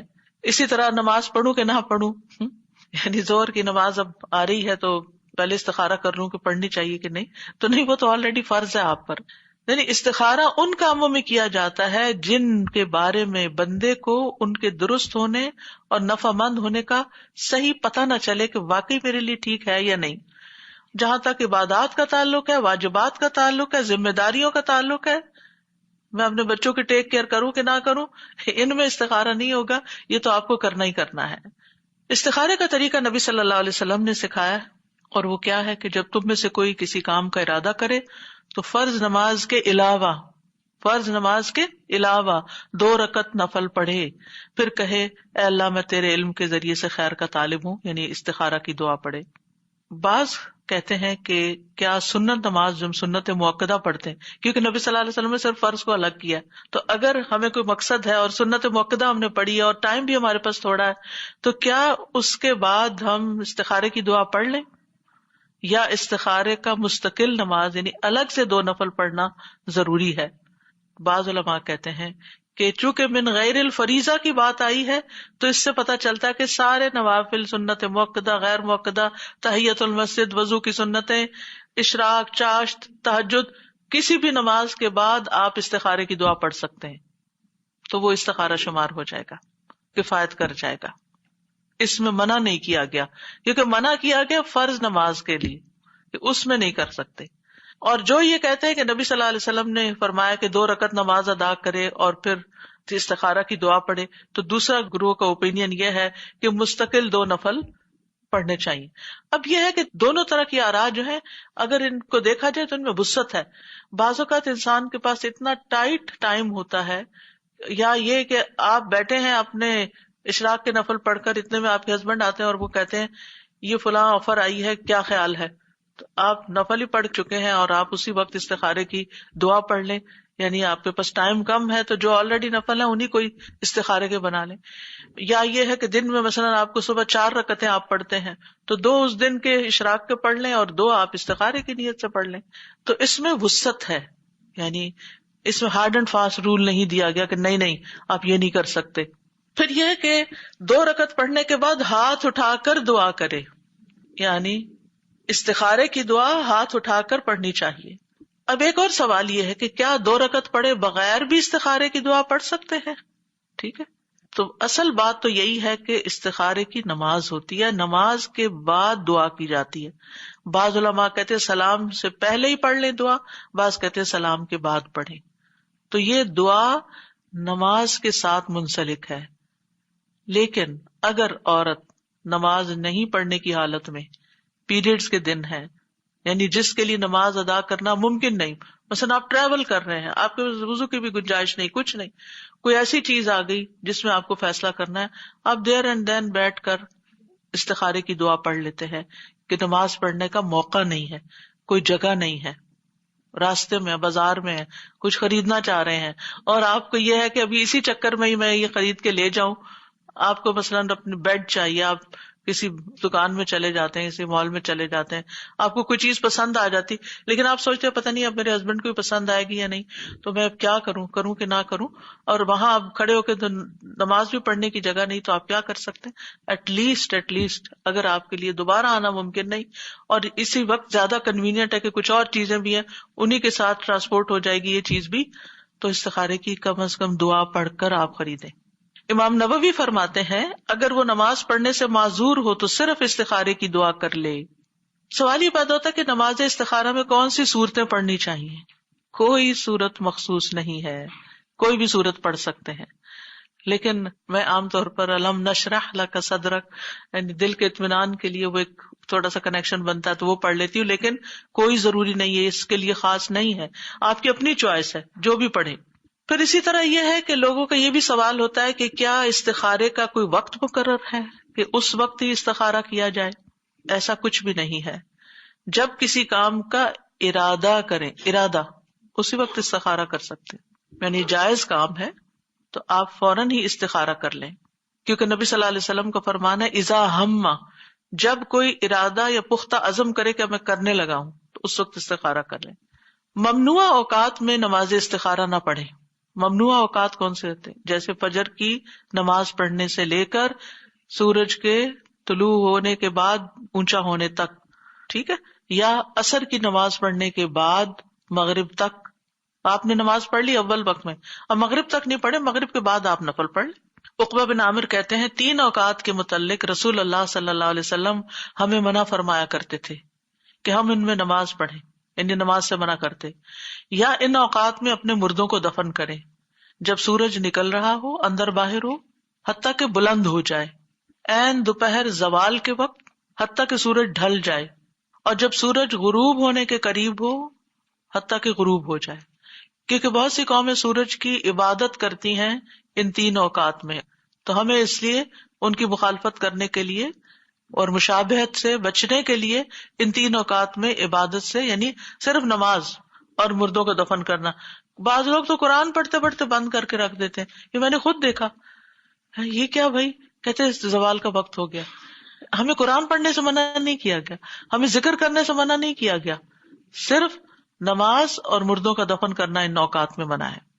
ہاں، اگر کوئی ایسی مشکل آ گئی ہے کہ جس میں اتنا انتظار نہیں کیا جا سکتا، مثلاً آپ کو ڈاکٹرز کہہ رہے ہیں کہ وینٹیلیٹر پہ ڈالنا کہ نہیں ڈالنا، کانسنٹ دے دیں، اب آپ عصر پڑھ چکے ہیں اور مغرب تک کافی وقت ہے، اور جو بیچارہ بیمار ہے اس کی جان پہ بنی ہوئی ہے، مغرب تک انتظار نہیں کر سکتے، بھائی ابھی بتاؤ ڈالنا کہ نہیں ڈالنا. تو اب آپ کیا کریں گے؟ استخارہ کریں گے اور اس کے بعد فیصلہ کریں گے. یعنی اگر کسی ایسے کام کے لیے ایمرجنسی کی کوئی کیفیت آ گئی ہے اور آپ کو استخارے کی ضرورت ہے، تو پھر آپ اسی ممنوع وقت میں بھی پڑھ کے آپ استخارہ کی یا تو دعا پڑھ لیں کم از کم، یا پھر نفل پڑھ کے دعا کر کے آپ فیصلہ کر لیں، اور جس چیز کو مؤخر کر سکتے ہیں اس کو آپ مؤخر کریں.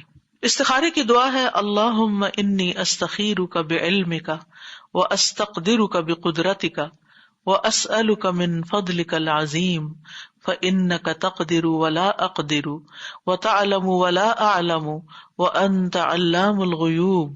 اللہم ان كنت تعلم ان هذا الامر خیر لی فی دینی ومعاشی وعاقبۃ امری فاقدره لی، وَإِن كُنتَ تَعْلَمُ أَنَّ هَذَا الْأَمْرَ شَرٌّ لِّي فِي دِينِي وَمَعَاشِي وَعَاقِبَةِ أَمْرِي فَاصْرِفْهُ عَنِّي وَاصْرِفْنِي عَنْهُ وَاقْدُرْ لِي الْخَيْرَ حَيْثُ كَانَ ثُمَّ رَدِّنِي بِهِ. تھوڑے سے الفاظ کے فرق کے ساتھ اور دعا بھی ہے، لیکن بیسیکلی یہی دعا ہے. سب سے پہلے استخیرک، میں آپ سے خیر مانگتا ہوں اے اللہ کہ تو ان کاموں میں سے بہتر چیز کی طرف میری رہنمائی کر دے. اے اللہ، میں تجھ سے تیرے علم کی بدولت خیر طلب کرتا ہوں، اور تیری قدرت کی بدولت تجھ سے طاقت مانگتا ہوں، اور تیرے فضل عظیم کا سوال کرتا ہوں.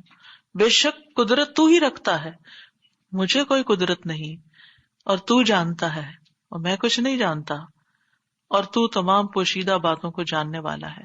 اے اللہ، اگر تو جانتا ہے کہ یہ کام، اور کام کا یہاں نام لیں، صرف یہ کام نہ کہیں بلکہ فلاں جگہ شادی کرنا بچے کی، یا کوئی اور کام، یہ بزنس کرنا، یہ جاب لینا، بولیں اس لفظ کو، اردو میں بول دیں بے شک، میرے دین، میری دنیا اور میرے کام کے انجام کے اعتبار سے میرے لیے بہتر ہے تو اسے میرے لیے نصیب کر.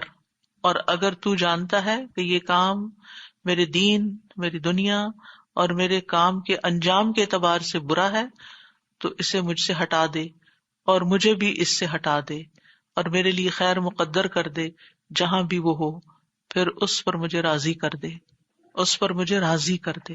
کیونکہ اس وقت پھر یہ خیال آنا کہ اوہ فلاں بہتر تھا، تو یہ انسان کے اطمینان کو ختم کر دیتا ہے. تو استخیرک، میں تجھ سے خیر طلب کرتا ہوں کہ جو زیادہ فائدہ مند چیز ہے میں اس کی طرف جاؤں. استقدرک، میں سوال کرتا ہوں کہ تو مجھے اپنی خاص قدرت کے ساتھ اس کام کو کرنے کی قدرت عطا فرما، یعنی میرے لیے اس خیر کو مقدر کر دے جس پہ تو قادر ہے. اور وَأَسْأَلُكَ مِن فَضْلِكَ الْعَظِيمِ، میں تجھ سے بہت بڑے فضل کا سوال کرتا ہوں، کیونکہ اللہ کی طرف سے جو کچھ بندے کو ملتا ہے وہ دراصل کیا ہے؟ اللہ کا فضل ہے، ہمارا حق نہیں ہے. اور پھر فَإِنَّكَ تَقْدِرُ وَلَا أَقْدِرُ، اس میں کس بات کا اظہار ہے؟ کہ قدرت ساری کی ساری، فیصلے کا اختیار سارے کا سارا صرف اللہ رب العزت کو ہے. وَتَعْلَمُ وَلَا أَعْلَمُ، تو جانتا ہے میں نہیں جانتا. اپنی جہالت کا اقرار کر کے، اپنی کمزوری کا اعتراف کر کے، اپنی محتاجگی کا اقرار کر کے اللہ تعالیٰ کے آگے عجز و انکساری کرنا، یہ اللہ تعالیٰ کو پسند ہے. وَأَنْتَ عَلَّامُ الْغُیُوبِ، اور تو خوب خوب جانتا ہے سارے غیبوں کو، کوئی چیز تجھ سے چھپی ہوئی نہیں، کوئی چیز تجھ سے پوشیدہ نہیں. اللہم ان کنت تعلم، اے اللہ اگر تیرے علم میں ہے، اور اس میں کوئی شک نہیں کہ اللہ سب کچھ جانتا ہے، یہ عربوں کے کہنے کا ایک طریقہ ہے، ایک زبان کا اسلوب ہے. اس کا یہ مطلب نہیں کہ اگر تو نہیں جانتا نعوذ باللہ، یہ نہیں ہے مطلب. یہ کہنے کا انداز ہے کہ تو سب کچھ جانتا ہے اور تیرے علم میں ہے اگر یہ چیز میرے کام میرے مقصد میں بہتر ہے، ان ھذا الامر، یعنی جو کام میں کرنے جا رہا ہوں، جیسے گھر خریدنے جا رہا ہوں یا گاڑی خرید رہا ہوں یا شادی کر رہا ہوں یا سفر کر رہا ہوں، اور اس کا وہ نام لے کہ مکہ کی طرف سفر کرنا میرے لیے بہتر ہے یا نہیں، تو پھر اس کو بول کر کہے. اور بعض اہل علم کہتے ہیں کہ اگر وہ اس کو کہنا ہی نہیں آ رہا تو دل میں جو ہے ادھر ہی اشارہ کرے کہ یا اللہ جو میرے دل میں جو میں چاہتا ہوں اگر وہ میرے لیے بہتر ہے تو یہ بھی کر سکتے ہیں. لیکن افضل کیا ہے الفاظ بھی بولے جائیں. نہیں بول سکتے تو پھر نیت تو کریں، یہ نہیں کہ سوچا سمجھا ہی نہیں اور بس رٹا ماری ہوئی دعا پڑھ کے استخارہ کر لیا، یہ نہیں ہونا چاہیے. پھر خیر لی فی دینی و معاشی وعاقبۃ امری، دین، معاش اور انجام. کیونکہ بعض فیصلے ہمیں بڑے اچھے لگتے ہیں لیکن دین کے لحاظ سے اچھے نہیں. مسجد سے بہت دور گھر خرید رہے ہیں، اچھا نہیں. اسی طرح ایک جاب چھوڑ کے دوسری لے رہے ہیں حالانکہ وہ اچھی نہیں کیونکہ اس میں حرام انوالوڈ ہے. پھر اسی طرح انجام کے اعتبار سے بعض چیزیں آج اچھی ہیں لیکن کل یہ سٹاکس اچھے نہیں نکلنے والے، تو اللہ تعالیٰ ہمیں ان سے پھیر دے. عاقبت امری، تو دین کو سب سے پہلے مقدم کیا گیا ہے کہ سب سے پہلے فیصلہ کرتے ہوئے انسان اپنے دین کی فکر کرے، دین کی خیر سمجھے کہ یہ فیصلہ میرے دین میں کیسا رہے گا، اور پھر اس کے بعد باقی چیزیں. کیونکہ اگر وہ انسان چاہتا بھی اور وہ کام نہیں ہوا، دعا نہیں قبول ہوئی، تو پھر یہ کہ دل میں کچھ باقی نہ رہے. فاصرفہ عنی واصرفنی عنہ، اس کو بھی دور کر دے مجھ سے اور مجھے بھی اس سے دور کر دے. کیونکہ ہوتا یہ ہے کہ مثلاً ایک لڑکا کہیں شادی کرنا چاہتا ہے اور وہ استخارہ کر رہا ہے کہ یہاں شادی ہو جائے اور وہ نہیں ہوتی، لیکن اس لڑکی کا خیال دل سے نہیں نکال پا رہا، تو کیا کرنا چاہیے؟ یہ دعا کرنی چاہیے کہ انہیں پھیر دے مجھے اس سے. کوئی گھر خریدنا چاہ رہا ہے اور اس کو بڑا ہی پسند آ گیا ہے اور وہ اس کے خوابوں میں سما گیا ہے اور وہ امیجنیشن میں بھی وہاں گھوم پھر رہا ہے لیکن وہ ڈیل ہی نہیں ہو سکی. تو اب کیا ہے؟ فصرف عنی وصرفنی عنہ، اللہ میرا دھیان ادھر سے ہٹا دے. کیونکہ یہ چیز پھر انسان کو بے چین کیے رکھتی ہے. اب کیا ہوتا ہے اس کا نقصان؟ آپ نے اس کے بجائے کوئی اور گھر خرید بھی لیا، رہے اس میں رہے فزیکلی اور سوچ جو دوسرا آپشن تھی اس پہ رہے. تو یہ چیزیں خلل ڈالتی ہیں انسان کے اندر. تو کتنی خوبصورت دعا سکھائی گئی کہ اللہ پھر اس کا دھیان بھی ہٹ جائے. وقدر لی الخیر حیث کان، خیر جہاں بھی ہے میرے مقدر میں کر دے. یعنی تقدیر تو ہی بدل سکتا ہے. ثم ردنی بھی یا اردنی بھی، اللہ پھر اس کے بعد جو تو میرے لیے فیصلہ کرے مجھے اس پہ راضی بھی کر دے، اطمینان بھی دے دے اور اس کا دل پرسکون ہو جائے. اب استخارہ کرنے کے بعد کیا کیا جائے؟ کیا استخارہ غیب کا علم ہے جو آپ کو مل جاتا ہے یا آپ کسی غیب کو جاننے کا سوال کر رہے ہیں؟ نہیں، یہ دراصل اللہ پر یقین اور بھروسے کی علامت ہے. اور آپ نے دعا کر کے جو ارادہ کر لیا جس کام کا، وہ کر جائیے. فَإِذَا عَزَمْتَ فَتَوَكَّلْ عَلَى اللَّهِ إِنَّ اللَّهَ يُحِبُّ الْمُتَوَكِّلِينَ. جب آپ کسی کام کا پختہ ارادہ کر لیں تو اللہ پہ بھروسہ کریں اور کام شروع کر دیں، کیونکہ اللہ تعالیٰ توکل کرنے والوں کو پسند کرتا ہے. اب استخارے کا جواب کیسے معلوم ہوگا؟ وہ کام آسان ہو جائے گا جو آپ کرنا چاہ رہے ہیں، وہ آپ کے لیے رستہ بن جائے گا. شر ہو تو اللہ تعالیٰ پھیر دے گا. تو اس کام میں آسانی آنا اور اس کام کے ہوتے چلے جانا، یہ اس کی بہتری کی علامت ہے. اور اگر کوئی رکاوٹ آ گئی ہے تو اس کا مطلب وہ ٹھیک نہیں. ویسے کسی نے شادی کے لیے استخارہ کیا اور اس کے بعد رشتہ ہی ٹوٹ گیا، جو تھوڑی بہت بات چل رہی تھی وہ بھی ختم ہو گئی، تو سوچا جائے کہ اسی میں کوئی بھلائی ہوگی، اسی میں بہتری ہوگی، شیطانی وسوسوں کا شکار نہ ہو انسان. اور استخارے کے بعد جس کام پر شرع صدر ہو وہ کر لیا جائے. مثلا 2 کام ہے اور ان میں سے ایک پر ذرا دل کا اطمینان ہو رہا تو اس طرف آپ چلے جائیں. اگر انسان متردد ہے، ابھی بھی کچھ فیصلہ نہیں کر پا رہا، نان ڈیسائسو ہے، تو دوبارہ استخارہ کر لیں، پھر تیسری دفعہ استخارہ کر لیں اور اس کے بعد کسی صاحب بصیرت سے مشورہ کریں. اب آپ نے اپنا کام کر لیا، کوشش بھی کر لی اور دعا بھی کر لی، اب مشورہ کریں. مشورے کے بعد جو چیز آپ کو بہتر لگے پھر وہ کر جائیں. یاد رکھیے استخارے کا تعلق خواب سے نہیں. ایک رات میں انسان 3 4 خوابیں دیکھتا ہے، اس میں سے کس کو آپ کہیں گے استخارے کا جواب ہے؟ تو خوابوں پہ مت جائیں. ٹھیک ہے، مبشرات ہیں، خوشخبریاں ہوتی ہیں. اگر آپ نے استخارہ بھی کیا ہوا تھا اور آپ کو کوئی اچھی سی خواب آ گئی تو آپ اس سے ایک اچھا شگون لے سکتے ہیں انشاءاللہ اچھا ہوگا، اچھی چیز دیکھی ہے، لیکن یہ کوئی حتمی بات نہیں ہے. یعنی بعض لوگ کہتے ہیں ہم نے استخارہ کیا، ہمیں خواب بھی بہت اچھا ہے لیکن نتیجہ اچھا نہیں آیا.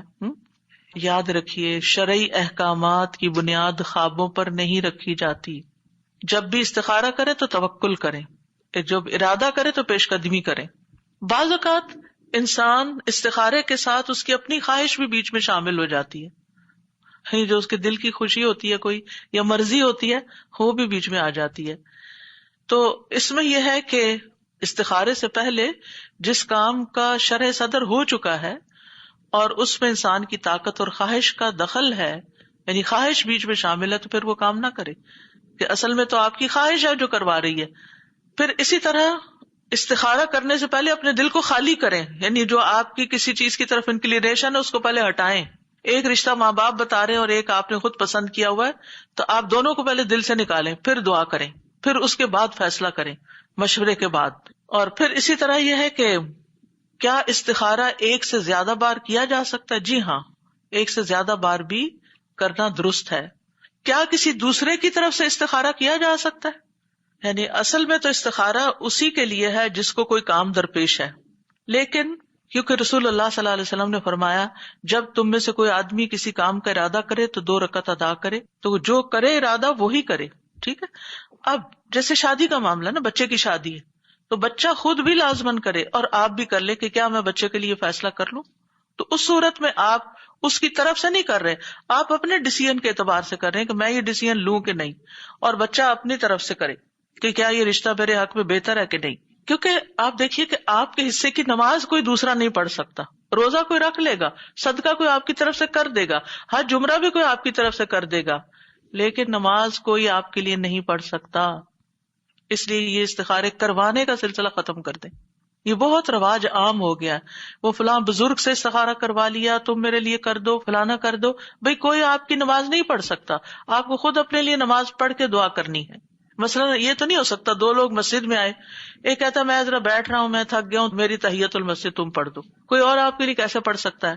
پھر استخارے کے لیے کسی کاہن نجومی کے پاس نہیں جانا چاہیے، کیونکہ جو ایسا کرے گویا اس نے محمد صلی اللہ علیہ وسلم پر نازل ہونے والی شریعت سے کفر کیا. اچھا، بعض اوقات ایک اور چیز بھی ہے کہ استخارہ بھی کیا، مشورہ بھی کیا اور شادی کی، بعد میں طلاق ہو گئی، کاروبار کیا، نقصان ہو گیا. اب ہم سمجھ رہے ہیں ہمارا تو بڑا نقصان ہے، یہ تو استخارہ ہی ٹھیک نہیں نکلا. اس طرح کی باتیں کرتے ہیں نا، استخارہ ٹھیک نہیں، بھائی استخارے میں کوئی خرابی نہیں تھی. بات یہ ہے کہ یہ طلاق ہونا ہی تمہارے حق میں بہتر تھا، اور تمہیں اللہ تعالیٰ نے اس رستے سے گزارا، یہ تمہیں کچھ سکھانے کے لیے تھا. بعض اوقات انسان کی زندگی سٹیگنٹ ہوتی ہے نا، اس کو ہوش نہیں آتی، سمجھ نہیں آتی، اس کی زندگی میں کوئی ایسا شخص آتا ہے جو اس کو خوب ستاتا ہے، اس کو انسان بنا دیتا ہے، اور پھر وہ چلا جاتا ہے سبق سکھا کے. یہ صرف ایک سیناریو. اسی طرح کوئی کاروبار آپ نے کیا، شروع میں اچھا رہا، اور پھر اس کے بعد آپ کو مسئلہ آپ کہتے میں تو استخارہ کیا تھا. ہو سکتا ہے اس میں کوئی ایسا ایلیمنٹ شامل ہو گیا ہو کہ اللہ تعالیٰ نہیں چاہتا اس کی وجہ سے آپ کی آخرت خراب ہو. پھر کیا ہوا؟ وہ آپ کے حق میں اچھا ہی ہے. اب آپ کچھ اور دیکھیں گے. آپ نے وہ چھوڑا بزنس، آپ نے کوئی اور شروع کیا، اس میں آپ بہت اونچے گئے. اگر آپ اسی کے اندر رہتے تو آپ کو تھوڑی آمدنی ہوتی. اسی طرح اگر آپ کسی ٹاکسک ریلیشن میں رہتے تو آپ کی زندگی حرام ہو جاتی. اللہ نے اس بندے کو آپ کی زندگی سے نکال کر آپ کے حق میں اچھا کیا، اور آپ میچور ہو گئے. آپ اس سے پہلے کچھ چیزیں نہیں جانتے تھے جو آپ نے اس کے ذریعے سیکھ لی. تو استخارے کے بعد بظاہر جو چیز شر نظر آتی ہے وہ بھی شر نہیں ہوتی، اس میں بھی خیر کے پہلو ہوتے ہیں جو اللہ کو پتا ہوتے ہیں. کیونکہ ایک دعا میں آتا ہے والخیر کلہ فی یدیک والشر لیس الیک، اللہ ساری خیر تیرے ہاتھ میں ہے اور شر کی نسبت تیری طرف نہیں، تو کسی کے لیے برا نہیں کرتا. ٹھیک ہے، یعنی بظاہر شر ہے، حقیقت میں خیر ہے، اس کے اندر خیر اور بھلائی ہے. اسی طرح بعض اوقات انسان کی زندگی میں استخارے کے بعد بھی کوئی ایسا حادثہ ہو جاتا ہے جس کو بہت دکھ دے جاتا ہے، بہت تکلیف دے جاتا ہے، وہ کوئی چیز انسان کو پریشان کر جاتی ہے، وہ آزمائش ہوتی ہے. اس میں آپ دیکھیے حدیث میں آتا ہے جب اللہ کے ہاں کسی بندے کا مقام اور مرتبہ اس درجے سے آگے بڑھ جاتا ہے جہاں اس کا عمل نہیں پہنچتا، تو اللہ تعالیٰ اسے جسمانی یا اولاد یا مالی آزمائش میں مبتلا کر دیتا ہے. پھر اس پر وہ صبر کرتا ہے یہاں تک کہ وہ اس درجے تک جا پہنچتا ہے جو اس کے لیے طے ہو چکا ہوتا ہے. وہ اس کا مقام بہت اعلیٰ تھا، لیکن وہ جو روزمرہ کے عمل کر رہا تھا نا، وہ کافی نہیں تھے وہاں تک جانے کے لیے. اللہ نے آزمائش سے گزار کر وہاں پر اس کو رکھا. تو شر پر کبھی بھی نظر نہ رکھیں، خیر ہی کی طرف نظر رکھیں کہ تکلیف میں بھی خیر ہے. اسی طرح مثلاً آپ نے استخارہ کر کے مشورہ کر کے سب کچھ آپ نے شادی کی، لیکن ایسی بیوی یا ایسا شوہر ملا کہ جس کے ساتھ روز ہی کوئی نہ کوئی انبن ہو جاتی ہے، کوئی نہ کوئی تکلیف اس سے پہنچتی ہے. تو نبی صلی اللہ علیہ وسلم نے فرمایا کوئی مومن شخص کسی مومن عورت سے بغض نہ رکھے، یعنی بیوی سے نفرت نہ رکھو، دل میں گرجز نہ رکھو. اگر عورت کی ایک عادت ناپسند ہوگی تو کوئی دوسری عادت پسند ہوگی، تو بظاہر اس میں شر ہے لیکن اس میں بھی خیر چھپی ہوئی ہے. پھر یہ کہ استخارے کے بعد جو معاملات ہوں ان پر راضی رہنا چاہیے، اللہ تعالیٰ کو بلیم نہیں کرنا چاہیے کہ میں نے تو اللہ سے مشورہ کر کے یہ کیا تھا اور یہ کیا ہو گیا. یہ الفاظ بھی منہ سے نہیں نکالنے چاہیے. اور پھر آپ دیکھیے چیزوں کو ان کے الٹیمیٹ انجام کے مطابق دیکھنا چاہیے، اس لحاظ سے دیکھنا چاہیے. اور الٹیمیٹ انجام کسی بھی چیز کا کہاں ہے؟ دنیا میں. وہ چیز آپ کی آخرت کے لیے کیسی ہوئی یہ دیکھنا چاہیے. حدیث میں آتا ہے دنیا کی لذت آخرت کی کڑواہٹ ہے، اور دنیا کی تلخی آخرت کی لذت ہے. سبحان اللہ. اگر یہ بات یاد رہے تو ہماری زندگی میں جتنی بھی تلخیاں، جتنی بھی کڑواہٹیں، وہ ہمیں کڑواہٹ ہی نہ لگے، کیونکہ وہ ہماری آخرت کی مٹھاس ہے. کوئی چیز ہوتی ہے نا انسان کو زندگی میں ہر وقت بادر کیے رکھتی ہے. مثلا کوئی انسان ہے، آپ ان سے انٹریکٹ کریں تب بھی آپ تکلیف میں، آپ ان سے الگ ہوں تب بھی آپ تکلیف میں. مثلا بچے ہی ہوتے ہیں نا بعض اوقات کہ آپ کے پاس بیٹھتے ہیں تو کوئی ایسی بات کریں گے تو آپ کو تکلیف دے گی، وہ دور جاتے ہیں تو دور رہنے کی وجہ سے آپ کسی حال میں بھی راضی نہیں. اب یہ چیز آپ کو بادر کر رہی ہے. اب آپ سوچتے ہیں کہ یہ میری تو قسمت پھوٹ گئی. کبھی یہ جملہ نہ بھولیں، نہیں، یہ اللہ کا فیصلہ تھا. اللہ سبحانہ تعالیٰ نے آپ کو اس امتحان سے گزارا ہے کیونکہ وہ اس کے بدلے میں آپ کو آخرت میں مٹھاس دینا چاہتا ہے. آخرت میں مٹھاس دینا چاہتا ہے. یہ دنیا کی کڑواہٹ میری آخرت کی مٹھاس ہے. اس جملے کو پکا کر لیں اپنے دماغ میں. جہاں کہیں تکلیف پیش آئے سوچیں یہ میری آخرت کی مٹھاس ہے، اللہ نے مجھے اس کا بدلہ وہاں دینا ہے، تو آپ کو کوئی بھی چیز بری نہیں لگے گی. اور ویسے بھی انما الاعمال بالخواتیم، عمل کا دار و مدار تو خاتمے پر ہے. اینڈ کہاں پر ہوا، نتیجہ کیا نکلا، یعنی آخرت میں اس کا انجام کیا ہوا. یہ تو تھا استخارہ. مختصراً خیر کے حصول کی کچھ اور دعائیں بھی ہیں، جن میں سب سے پہلے تو یہی ربی انی لما انزلت الی من خیر فقیر. اور اسی طرح اللہم استہدیک لارشد امری واعوذ بک من شر نفسی، اے اللہ میں تجھ سے اپنے معاملات میں رشد و ہدایت کا طلبگار ہوں اور اپنے نفس کے شر سے تیری پناہ میں آتا ہوں. تو یہ دعا بھی بہت خوبصورت ہے. اسی طرح ہر طرح کی خیر پانے کا سوال، اللہم انی اسألک من الخیر کلہ عاجلہ وآجلہ ما علمت منہ وما لم اعلم، اللہم انی اسألک من خیر ما سألک عبدک ونبیک محمد صلی اللہ علیہ وسلم واعوذ بک من شر ما عاذ منہ عبدک ونبیک، اللہم انی اسألک الجنۃ وما قرب الیہا من قول او عمل واسألک ان تجعل کل قضاء تقضیہ لی خیرا. اے اللہ میں تجھ سے ہر خیر کا سوال کرتا ہوں. حضرت عائشہ کہتی ہے کہ نبی صلی اللہ علیہ وسلم نے خود انہیں یہ دعا سکھائی تھی. ایک دعا حضرت ابو بکر کو بھی سکھائی تھی. تو ہم اپنے پیاروں کو، حضرت عائشہ نبی صلی اللہ علیہ وسلم کو بہت پیاری تھی. کسی نے پوچھا آپ کو سب سے پیارا انسان کون لگتا ہے، تو آپ نے فرمایا عائشہ.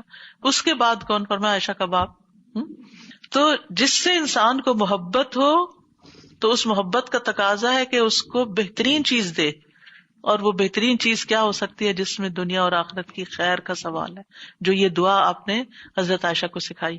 تو اپنے بچوں کو بھی یہ دعا سکھانی چاہیے، اپنے پیاروں کو سکھانی چاہیے کہ اے اللہ میں تجھ سے ہر خیر کا سوال کرتا ہوں، ہر خیر کا، خواہ وہ فوری ہو یا تاخیر سے ہو، خواہ میں اسے جانتا ہوں یا میں جانتا نہیں، میں تو خیر مانگ رہا ہوں. اے اللہ میں تجھ سے ہر اس خیر کا سوال کرتا ہوں جس کا سوال تجھ سے تیرے بندے اور تیرے نبی محمد صلی اللہ علیہ وسلم نے کیا. کیا ان سے زیادہ بھی کوئی جانتا ہے کہ خیر کیا ہو سکتی؟ انہوں نے ہر خیر کا سوال کیا. اور ہر اس شر سے تیری پناہ میں آتا ہوں جس سے تیرے بندے اور تیرے نبی نے پناہ مانگی ہو. اے اللہ میں تجھ سے جنت اور اس کے قریب کر دینے والے ہر قول اور عمل کا سوال کرتا ہوں، اور جہنم اور اس کے قریب کرنے والے ہر قول اور عمل سے تیری پناہ مانگتا ہوں، اور میں تجھ سے سوال کرتا ہوں کہ تو میرے لیے جو فیصلہ بھی کرے وہ خیر کا فیصلہ فرما، یعنی میری زندگی میں جو بھی فیصلے ہوں، جو بھی میری تقدیر کے فیصلے ہوں تیرے ہاتھ میں، تو ان میں خیر جاری کر دے۔ پھر اسی طرح صبح شام کی دعاؤں میں سے جو دعا ہے، امسینا و امس الملک للہ والحمد للہ لا الہ الا اللہ وحدہ لا شریک لہ لہ الملک ولہ الحمد وہو علی کل شیء قدیر رب اسألک خیر ما فی ہذہ اللیلۃ وخیر ما بعدہا۔ اور صبح کے وقت آپ کیا پڑھتے ہیں؟ اسألک خیر ما فی ھذا اليوم وخیر ما بعدہ، اور شام میں واعوذ بک من شر ما فی ھذہ اللیلۃ وشر ما بعدہا، اللہ اس رات کے شر اور جو اس کے بعد ہے اس سارے شر سے بچا لے۔ اور اسی طرح دن کے لیے بھی، دن کے شر اور دن کے بعد جو آ رہے اس کے شر سے بھی بچائے۔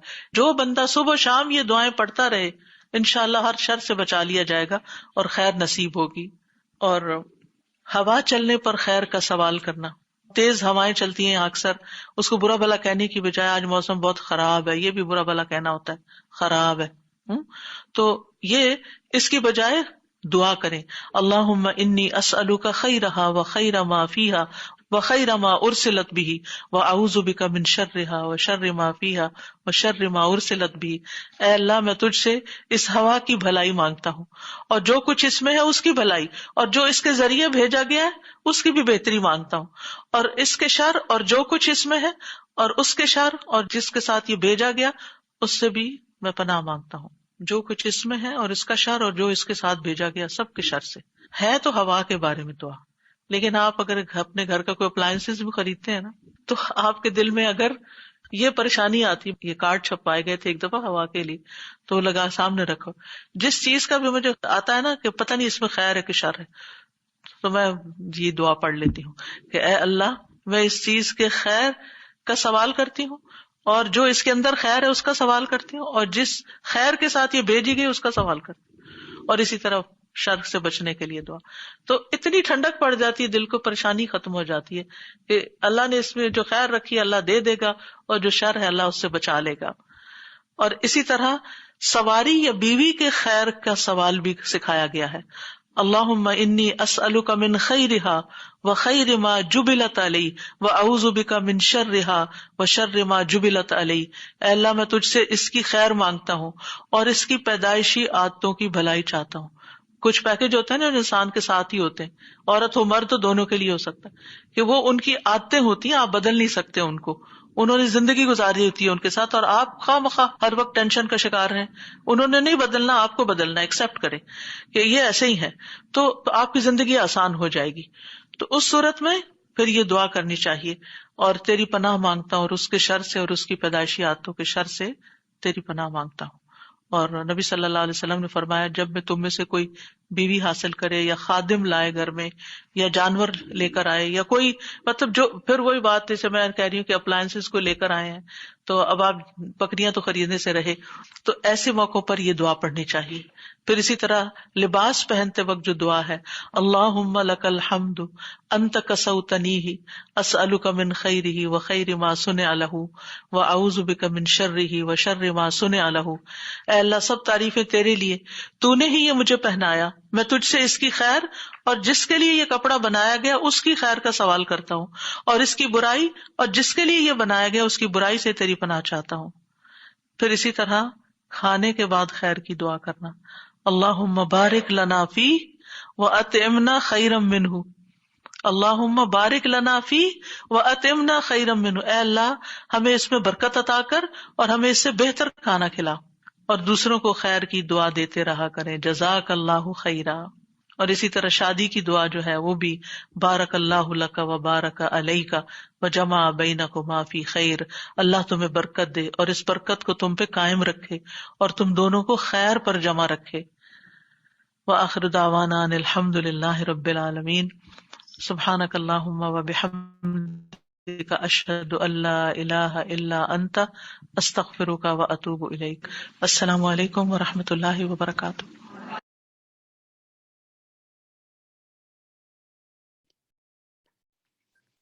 اچھا جی، تو کیسا لگا آپ لوگوں کو آج کا سیشن؟ کتنا زیادہ بینیفیشل تھا، کتنی باتیں ہمیں پتہ چلیں الحمدللہ. چلیں جی ہم کوئک ریویو کرتے ہیں، ہمارے پاس زیادہ ٹائم نہیں ہے کیونکہ آج کا سیشن لمبا ہے. تو سب سے پہلے آپ سب لوگوں سے میں پھر سے کہوں گی آپ لوگ پڑھیں اِنَّ ربی قریب مجیب. اب ہمیں یہ ہے استخارہ ہے کیا. جب ہم پریشان ہوتے ہیں، جب ہمارے پاس اتنے زیادہ آپشنز ہوتے ہیں، اتنے سارے راستے ہوتے ہیں، ہمیں سمجھ میں نہیں آتا ہم کیا کریں. سب سے بڑی اس میں جو مشکل آتی ہے نا وہ آتی ہے میں کی. میں ٹھیک ہوں اور میں باس ہوں، میں ٹھیک ہوں تو میں باس ہوں، میں باس ہوں تو میں ٹھیک ہوں، میں نے تو کسی سے پوچھنا نہیں ہے، میں نے تو کچھ کرنا نہیں ہے. تو اس چیز کو ہم نے نکالنا ہے. ہم نکالیں گے تو ہماری اصلاح ہوگی، اصلاح ہوگی تو ہمارے لیے آسانی ہوگی. یہ تو ابلیس کا کام تھا نا، یہ ہمارا کام نہیں ہے. ہمیں اللہ سے جڑنا ہے، ہمیں میں کو چھوڑنا ہے. یہ نہیں کہنا کہ میں کیوں کروں، یہ کہنا ہے کہ میں نے ہی کرنا ہے، میں نے ہی اللہ سے دعا مانگنی، میں نے ہی تب مدد طلب کرنی ہے. انسان جو ہے نا بہت ریجڈ ہوتا ہے، بہت زیادہ ریجڈ ہوتا ہے، کیونکہ وہ اس اپنی میں نا بہت زیادہ کھو جاتا ہے، اور پھر جب وہ کھوتا ہے نا تو بہت مشکلیں آ جاتی ہیں. پھر انسان جو ہے نا اس جو یہ بلیک بال ہے نا اس سے اس نے اپنے آپ کو جکڑ لیا. ہم نے اپنی دنیا کو اپنے پاؤں کے ساتھ جوڑ لیا ہے، ہم اپنی دنیا کے پیچھے ہی گھوم رہے ہیں. ہمیں یہ تو پتہ ہی نہیں ہے کہ ہم اس کا نقصان کیا ہو رہا ہے. ہم صرف دنیاوی فائدے چاہتے ہیں، ہم دنیا کو دیکھتے ہیں، ہمارا سارا ارد گرد گھومنا پھرنا اس بال کے چاروں طرف ہے. ہمیں اس زنجیر کو توڑنا ہے. اگر آپ دیکھیں اس کو آپ زمین پہ رکھیں، اس بال کے ساتھ آپ زمین پہ ہیں تو آپ کہیں دور نہیں جائیں گے. اس بال کے ارد گرد جتنی صرف یہ زنجیر ہے اتنا ہی ہمارا سرکل ہوگا. اگر ہم آسمان پہ اس بال کے ساتھ جا رہے ہیں تو ہم نیچے گریں گے. اگر ہم اس بال کے ساتھ پانی میں جائیں گے تو ہم ڈوبیں گے. ہمیں ڈوبنا نہیں ہے، ہمیں اوپر جانا ہے، ہمیں اوپر جانا ہے، اللہ سبحانہ تعالیٰ سے ملنا ہے، ہمیں جنت چاہیے. اس سے جو ہے ایک اور اس سے پھر کیا ہوتا ہے ہمارے دل میں جو کجی ہے نا وہ رہتی ہے. ہمارا دل دنیا میں جڑا ہے، ہمیں وہ تکلیف محسوس ہوتی ہے، ہمیں آخرت نہیں دکھائی دیتی. پھر کہاں سے ہماری جو ہے مشکلات، ہماری یہ پزلز جڑیں گے. ڈفرینٹ رنگ ہیں، ڈفرینٹ شیپس ہیں. یہ ہمارے پزلز دنیا میں آسانی نہیں ہوگی، ہمیں یہ ہمارے پزلز نہیں جڑیں گے، ہمیں انہیں جوڑنا ہے. تو ہمیں کیا چیک کرنا، ہمارا تعلق اللہ سبحانہ تعالیٰ سے کیسا ہے. ہمارا قول، ہمارا فعل، ہمارا عمل کیا ایسا ہے جو اللہ سبحانہ تعالیٰ کو پسند ہے. کیا ہمارا قول، ہم ڈرتے ہیں کسی کو کچھ بولتے ہوئے، کوئی بات کرتے ہوئے، کہ کیا یہ وہ ہے جو اللہ سبحانہ تعالیٰ کو پسند ہے. کیا میرا فعل ایسا ہے کہ جس کے لیے قیامت والے دن مجھے کچھ انعام ملے گا. کیا میرا عمل کچھ ہے بہتر، یا میں بہتر کر سکتی ہوں، میں اس کو بہتر کر سکتی ہوں. ہمیں کرنا ہے اور ہمیں ایک دوسرے کی مدد کرنی ہے.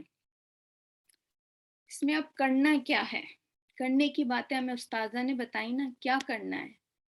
انہوں نے بتایا ہمیں کہ جو ہے ایمان اور تقوی اختیار کرنا ہے، فرائض کی ادائیگی کرنی ہے، اللہ کی اطاعت کرنی ہے، نرمی اختیار کرنی ہے. کیا ہے سورہ کہف میں کیا تھا، وَلْتَلَطَّفْ، کہ نرمی سے بات کریں. حضرت موسیٰ علیہ السلام کو کیا کہا گیا تھا فرعون کے سامنے جانے، کہ نرمی سے بات کرنا. اور حضرت موسیٰ علیہ السلام نے کیا دعا کی تھی، میری زبان کی گھرا کھول.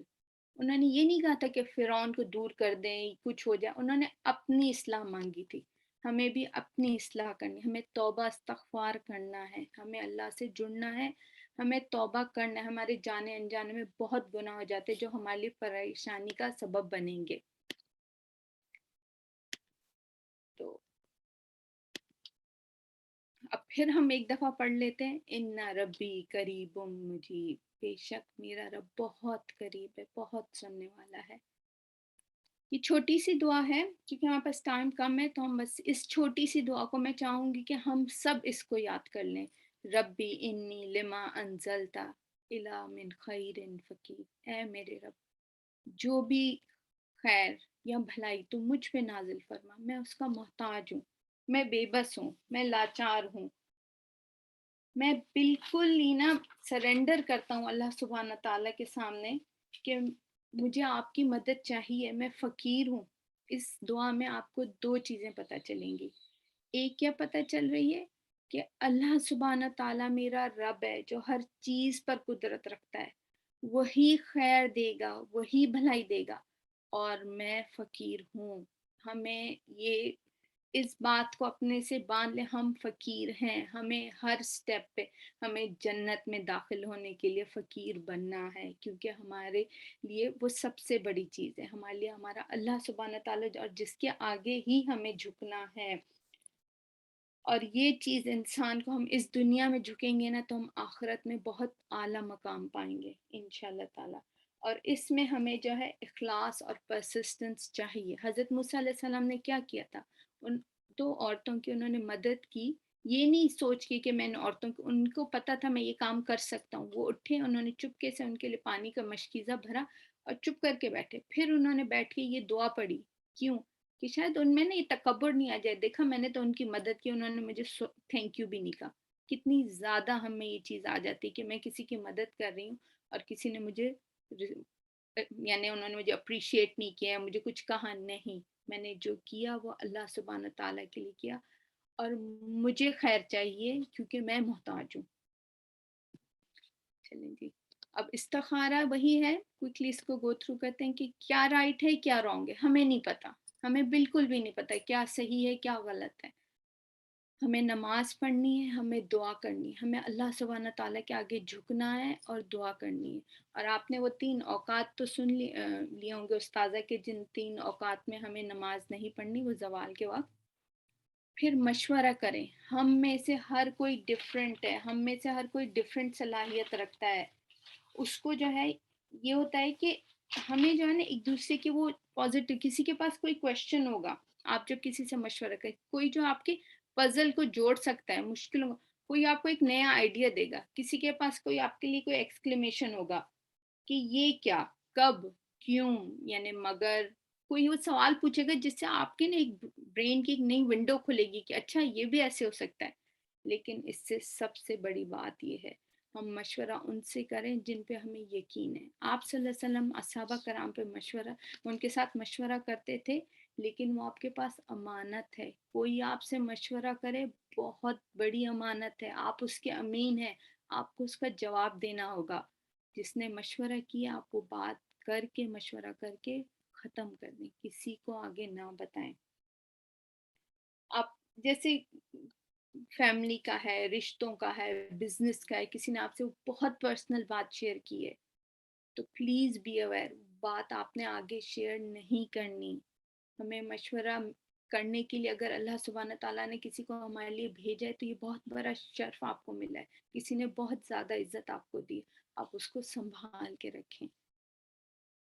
پھر ایک اور بات جو استاذہ نے بتائی کہ ہمیں جب آپ مشورہ کر لیں اس میں آپ یہ دعا بہت اچھی لگتی ہے مجھے، وَأَفْوِضُ أَمْرِي إِلَى اللَّهِ إِنَّ اللَّهَ بَصِيرٌ بِالْعِبَادِ، اور میں اپنا معاملہ اللہ کے سپرد کرتا ہوں، بے شک وہ بندوں کا نگہبان اور دیکھنے والا ہے۔ آپ نے مشورہ کر لیا، پھر اللہ کے سپرد کر دیں۔ پھر ہمیں جو ہے نیوٹرل ہو کے کرنا ہے، اگر ہماری دل میں پہلے ہی سے کچھ اور کلرز ہیں، کچھ اور چیزیں ہیں، تو ہمارا مشورہ، ہمارا استخارہ ٹھیک نہیں ہوگا۔ ہمیں اپنا دل کلیئر کرنا ہے، ہمیں پاک صاف دل چاہیے، استخارہ کرنے سے پہلے بھی اور بعد میں بھی ہمیں نیوٹرل برل کے کام کرنا ہوگا۔ اگر ہم ایک ہی طرف جھکے ہوئے ہوں گے تو ہمارا فیصلہ اسی طرف ہی جائے گا، ہمیں دوسری چیز نہیں دکھائی دے گی۔ پھر اب آ جاتے ہیں مین پوائنٹ پہ، ٹائم بہت کم ہے۔ استخارہ کیا ہے؟ یہ بہت ہی عمدہ چیز ہے نا، خیر کی دعا ہے، دنیاوی کاموں میں، آخرت میں بھلائی ہوگی۔ یہ ہم کیا کرتے ہیں؟ کسی سے خیر طلب کرتے ہیں، مدد طلب کرتے ہیں، ہمارے جو اندر تزلزل ہے نا اس کو ختم کرنے کے لیے استخارہ ہے۔ To get the best from the best for my best ہے، کتنی پیاری چیز ہے، ہمیں بیسٹ چیز چاہیے، کس سے چاہیے؟ From the best, who is the best? اللہ سبحانہ تعالیٰ، کس کی بھلائی کے لیے؟ میری بھلائی کے لیے۔ تو استخارے کی دعا عین ایمان کے مطابق ہے۔ ہم شارٹ سائٹڈ ہیں، ہم دور تک نہیں دیکھ سکتے، ہمیں یہ چیز اچھی لگ رہی ہے لیکن شاید اس کے پیچھے کوئی برائی ہو، کوئی شر ہو، ہمیں نہیں علم۔ ہمیں کس کی مدد چاہیے؟ اللہ سبحانہ تعالیٰ کی۔ جیسے قرآن مجید نے بتایا، ابھی استاذہ نے بھی، جس چیز کو ہم خیر سمجھتے ہیں شاید اس میں شر ہو، اور جس کو ہم شر سمجھتے ہیں اس میں خیر ہو. اگر محبت ہم کسی سے کرتے ہیں ہمیں نہیں پتا، وہ شاید ہمیں لے ڈوبے، اس میں شر ہو. اللہ سبحانہ تعالیٰ جانتے ہیں، ہم نہیں جانتے. ان اللہ سمیع بصیر. استخارہ توکل ہے، اللہ سبحانہ تعالیٰ پہ بلائنڈ فیتھ ہے، اور ہمیں اس کو مانگنا ہے. پھر ہمیں ارادہ کرنا ہے، مشورہ کریں، ارادہ کر کے پیش قدمی کرنی ہے، ہمارا راستہ آسان ہو جائے گا. اگر رکاوٹ آئے بھی تو وہ بھی آسان ہو جائے گی. اگر وہ چیز نہیں ملی تو اس میں بھی خیر ہے، بہتری ہے. پھر سے اب ہم پڑھتے ہیں ان ربی قریب مجیب. اب کچھ کوئکلی کویسچنس کو گو تھرو کر لے تو میں آپ سے 1 منٹ اور لے لوں گی. کیا استخارے کا جواب خواب میں ہی ہے؟ صرف ہمیں خواب میں پتہ چلے گا کہ استخارے کا جواب ہے؟ آپ لوگ اپنا چیٹ باکس کھول سکتے ہیں. نہیں جی. فرض نماز کے بعد استخارہ کی دعا پڑھنی جائز ہے؟ نہیں جی. کیا کوئی آپ کی نماز پڑھ سکتا ہے؟ ہماری کوئی نماز نہیں پڑھ سکتا، ہماری نماز پڑھی جائے گی. استخارہ صرف ایک دفعہ کیا جا سکتا ہے؟ نہیں. استخارہ دوسری دفعہ کریں، تیسری دفعہ کریں، پھر مشورہ کریں. استخارے کے بعد اگر آپ کو مشکل لگے تو کیا کریں؟ آرام سے سو جائیں، بالکل مشورہ نہ کریں، یا استخارہ دوبارہ کریں، تیسری دفعہ کریں اور پھر مشورہ کریں؟ مشورہ کریں. جی جزاک اللہ خیر. ہمارے کوشچنز کور ہو گئے. all خیر is from اللہ سبحانہ تعالیٰ. جو ہمیں ملا وہ نعمت ہے، جو نہیں ملا وہ حکمت ہے. تو اس کے ساتھ ہی آج کا ہمارا سیشن ختم ہوتا ہے. سبحانک اللہم و بحمدک اشہد ان لا الہ الا انت واستغفرک و اتوب الیک. السلام علیکم ورحمۃ اللہ وبرکاتہ.